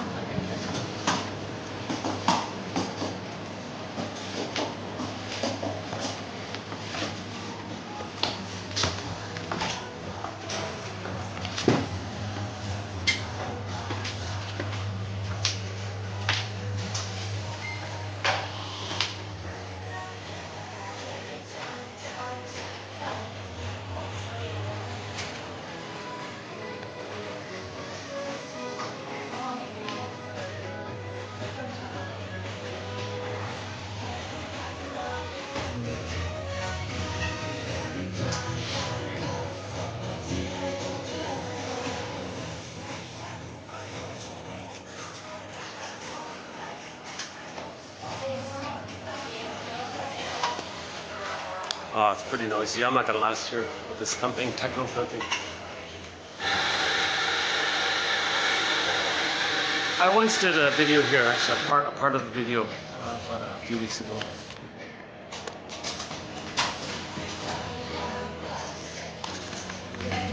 Okay, I'm gonna redo in part 2.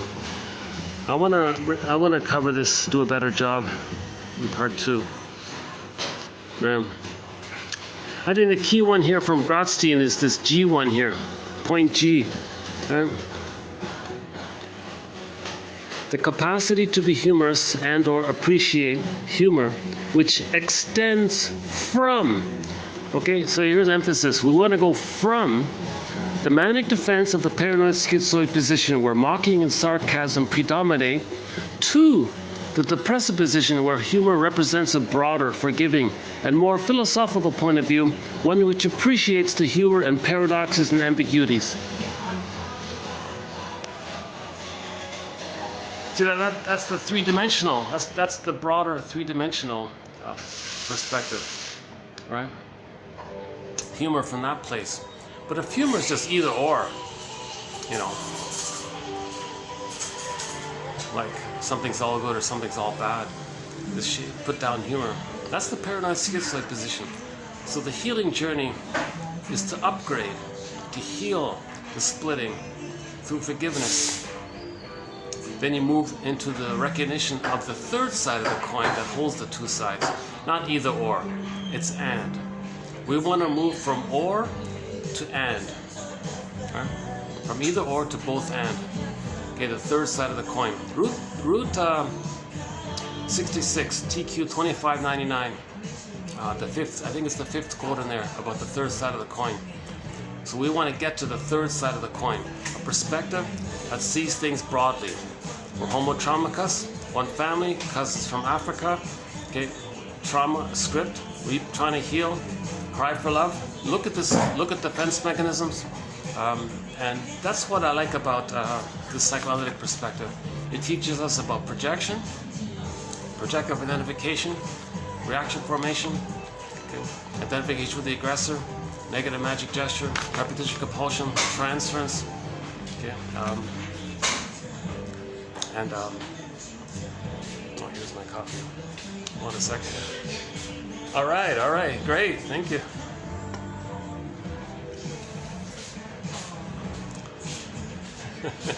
It's funny. I have a funny, I kid you not, if I ask for it to go, they'll give me to stay. If I say for just, they'll give it to me to go. I don't. It's like maybe there's a trans logic. You wanted this? No, I want. It's the opposite. Like maybe some people influenced by the unconscious Never Never Land, Alice in Wonderland. Maybe some people's own Alice in Wonderland world is influencing them. He says he wanted to stay, or he wanted to go. In the other place, just yesterday, I wanted to go. Oh, here it is to stay.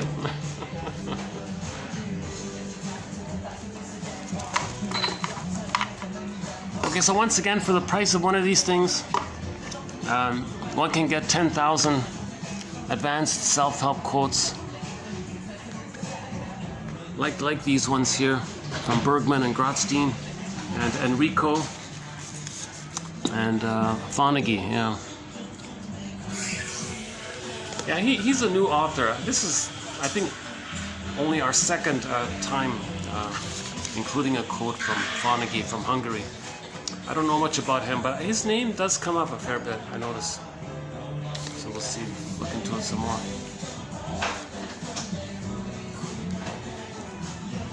Yeah, G, yeah, there it is there, G, right? The capacity to be humorous and or appreciate humor which extends from, that's the healing journey, that those with the Stinger personality patterns want to graduate, move into the Klinger personality pattern, which is the depressive position. The humor from the depressive position, it's broader, forgiving, empathy, recognition, or humanness. Okay, it's philosophical means it's like we're asking questions we don't know, but we're asking questions, and it appreciates the irony and the unexpectedness that two things can be true at the same time, not as the either or not as a flip-flopping, right? So one famous self-help author says, two people can disagree and both be right. It's not logical, it's psychological. Something like that. Covey, Stephen Covey. Yeah, I like that. This is a fun one about the Alice in Wonderland one. The emotionality, right? It's the compulsion. So the representation of the compulsive emotionality, that's the verdict, first one. So we got to heal unconscious guilt. We got to go into the labyrinth of the guilt complex. So in the movie Spellbound, there was a fictional book called The Labyrinth of the Guilt Complex. Hey, look at that. Oh, I love this background here. Hey, the lighting's good here, isn't it? Oh my God, the lighting's not bad here. Yeah, look at that background. All right. How do you feel today? Oh, that's a good question. Yeah, no, I feel rotten. I feel crummy today. I feel groggy. I feel like crumbled cookie crumbs or something. I feel.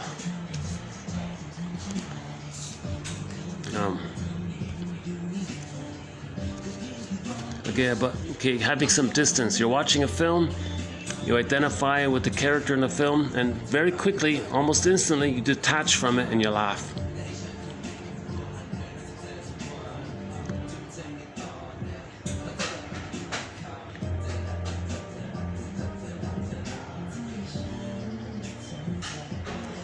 The tourist one, yeah.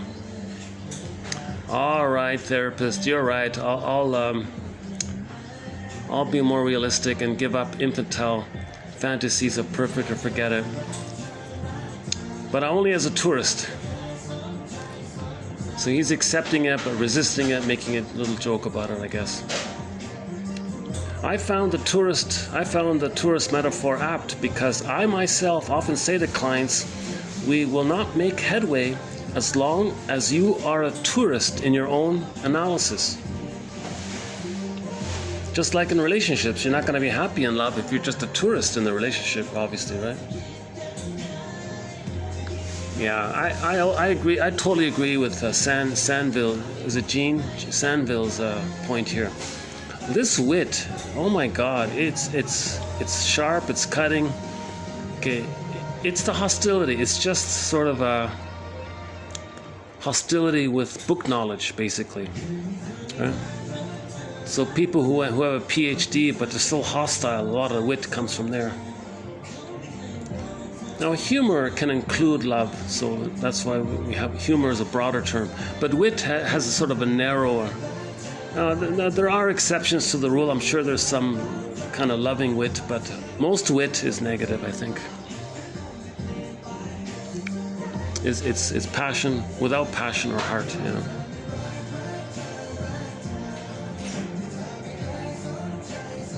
Oh, yeah, I like this one too, yeah. Should the therapist laugh with the client? Well, if the joke is a resistance or a defense mechanism, then no, of course not. But when the humor is not a resistance, then you know what? It's a very human experience to share the spontaneous surprise and joy of humor with the client as a chance testimony to the spontaneity of a shared intimate moment.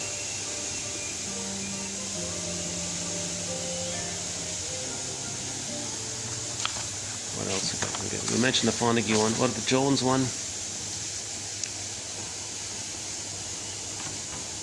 Yeah, see this Miss L here, right? She always expects the therapist to reject her, believes she's going to reject her, wants to minimize the pain of reliving the rejection by the mother, so she reverses things. No, I'm going to be the rejector. I'm going to reject you. Okay, that's called a pyrrhic victory. She thinks she created some kind of victory or narcissistic triumph over the therapist.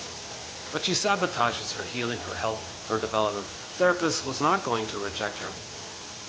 She was impatient to talk about her projection, to be aware of her projection.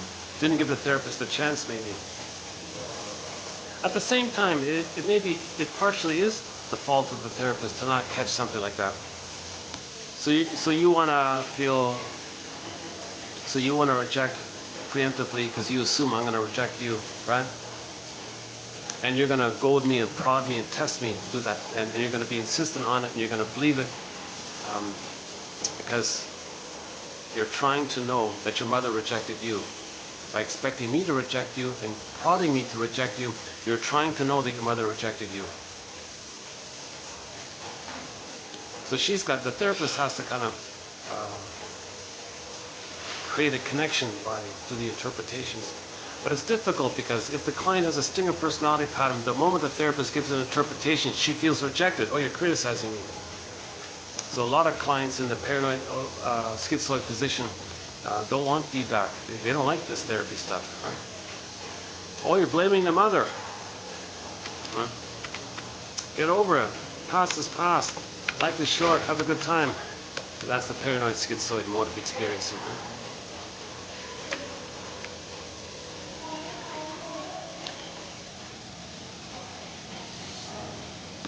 I'm not sure what they do here, actually. They got all this aromatherapy thing or something. I'm not sure what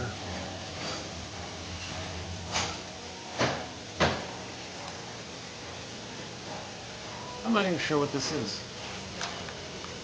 Do-it-yourself diffusers. Oh yeah, this is the aroma. Yeah, it's funny, eh? They're doing this aromatherapy motion. This is a cool little building. This has got 4 floors and different little. The top 2 are the coffee shop, and the second floor is like soaps and all that. And the ground floor is just like like Tiger Balm or like health products kind of thing. Right?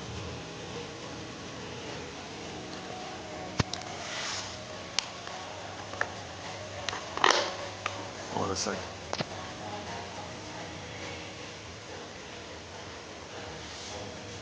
Yeah, and their coffee's good here. Yeah.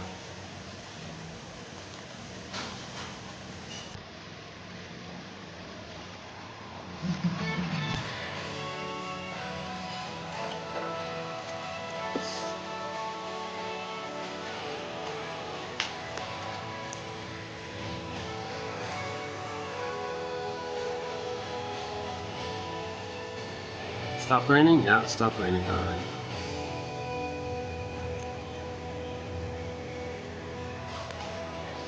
If by chance this video just suddenly cuts out, that'll be the end of part 1.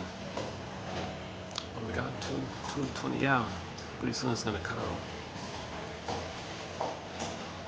Would you believe I'm still trying to upload some videos that were done almost 2 months ago? The longer ones are having a hard time getting uploaded. But we're slowly getting there, yeah, gradually. So the quotes we did from with Beverly Engel just got uploaded. Oh, lightning. Beverly Engel just got uploaded. Jeanette Paris just got uploaded. So 2 self-help authors that we recently covered, those 2 there just got uploaded.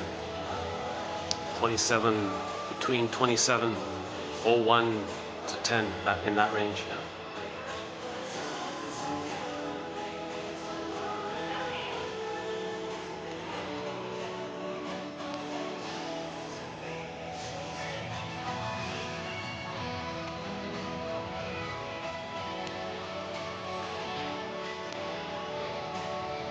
How do you feel today, yeah? And whatever your answer is, well, how do you feel under that? Right? Shall I compare thee to an onion? Right? All right, I guess I should maybe just wind it down here, right? I don't have any jokes. I'm not in a joking mood, really, but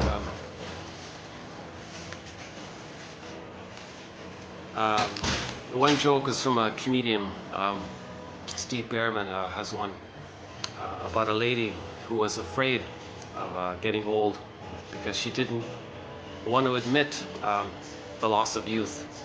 Because she wasn't successful, had these youth dreams of becoming rich and all this. So she thought maybe if there's reincarnation, she can live forever or something. So she can keep on with her quest to get rich and all this. So she asked the comedian, "Hey, Mr. Comedian guy, what's all this with reincarnation? What's that about?" And he said, "Oh yeah, that's a funny thing about that. I once knew this guy who wanted to be wealthy in his lifetime. He was reincarnated as a pigeon and made a deposit on a BMW." And she laughed, right? Because it validated what she didn't want to admit, right? So he accepted and gave validation of her fear that she didn't want to say directly about getting old. At the same time, admitting her anger, like the deposit on the BMW, and the pun and the play of words, 2 there. So that's sort of the idea of humor, to kind of be a bridge, more of a bridge. Not just say, he's so dumb that doesn't fill in the, those kinds of things, right?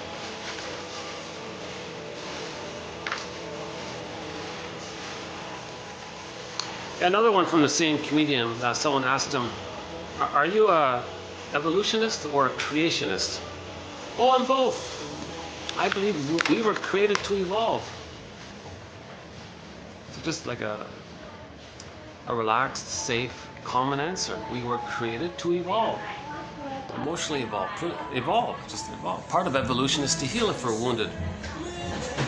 If someone has the paranoid schizoid mode of experiencing of either or, my greed, your greed, scapegoating, hunger, main emotions being hate, greed, envy, envy, spite, vindictiveness, shadow, and fire, inability to mourn. So if there's a loss, they use denial and sour grapes. And denial, contempt, and sour grapes, for example. "Oh, didn't eat them anyways." That's putting themselves up in the one-up position by devaluing the other. "I'm okay, you're not okay." Now, when they say you're not okay, the template is they felt unokay with the mother and see themselves that onto others and identify with the old place of being a little god in the uterus. That's called the pursuit of glory, prestige, etc. Adler calls, we don't, somebody, I saw his name today, the superiority complex. It's a pseudo thing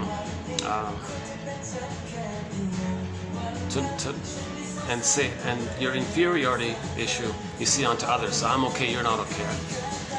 Only I'm okay, you're okay fits in if someone says I'm okay. For someone to think that they're okay, you gotta be okay, then you're okay. in normal development, I'm okay, you're okay. Anything other than that is trauma.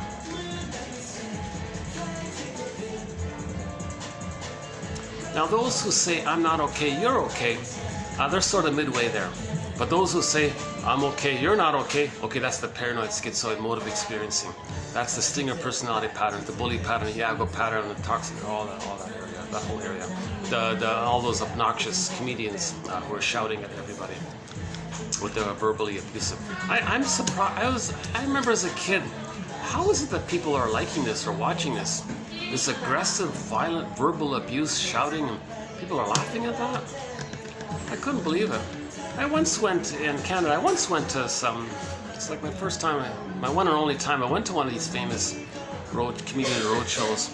Packed, massive packed auditorium. 10,000. I don't know, 10,000 people. It was all this dark humor and all this violent, sadistic humor, and people are laughing like crazy. This is a real illness. This is a real sickness in here. Like it kind of creepy. Kind of like ew. It was like a lot of gallows. I don't want to repeat it. Yeah, it's the stuff you don't want to repeat. Huh?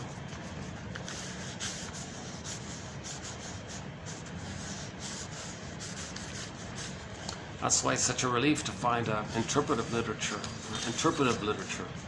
So in the literature genre, we have a quote that literature is broadly divided into escapist literature and interpretive literature. The interpretive literature, like Ibsen and Goethe and all these guys, right? Interpretive literature, we're enriched by it. We know ourselves by it. But the escapist literature is just act out your trauma and escape from your present feeling by replaying it. You're disassociated from it, you're replaying it. That's escapist literature, and it's very formulaic. And you just make a little novel, but it's the same issue underneath. Oh, hi. You're closing now? Okay. Do I got 5 minutes, or are you closing like right now? Yes. Yeah. Do I have like 1 minute or 2 minutes? Or? About 2. Okay. Two minutes? 2 minutes. 2 minutes. Okay. We'll get about 2 minutes. Okay.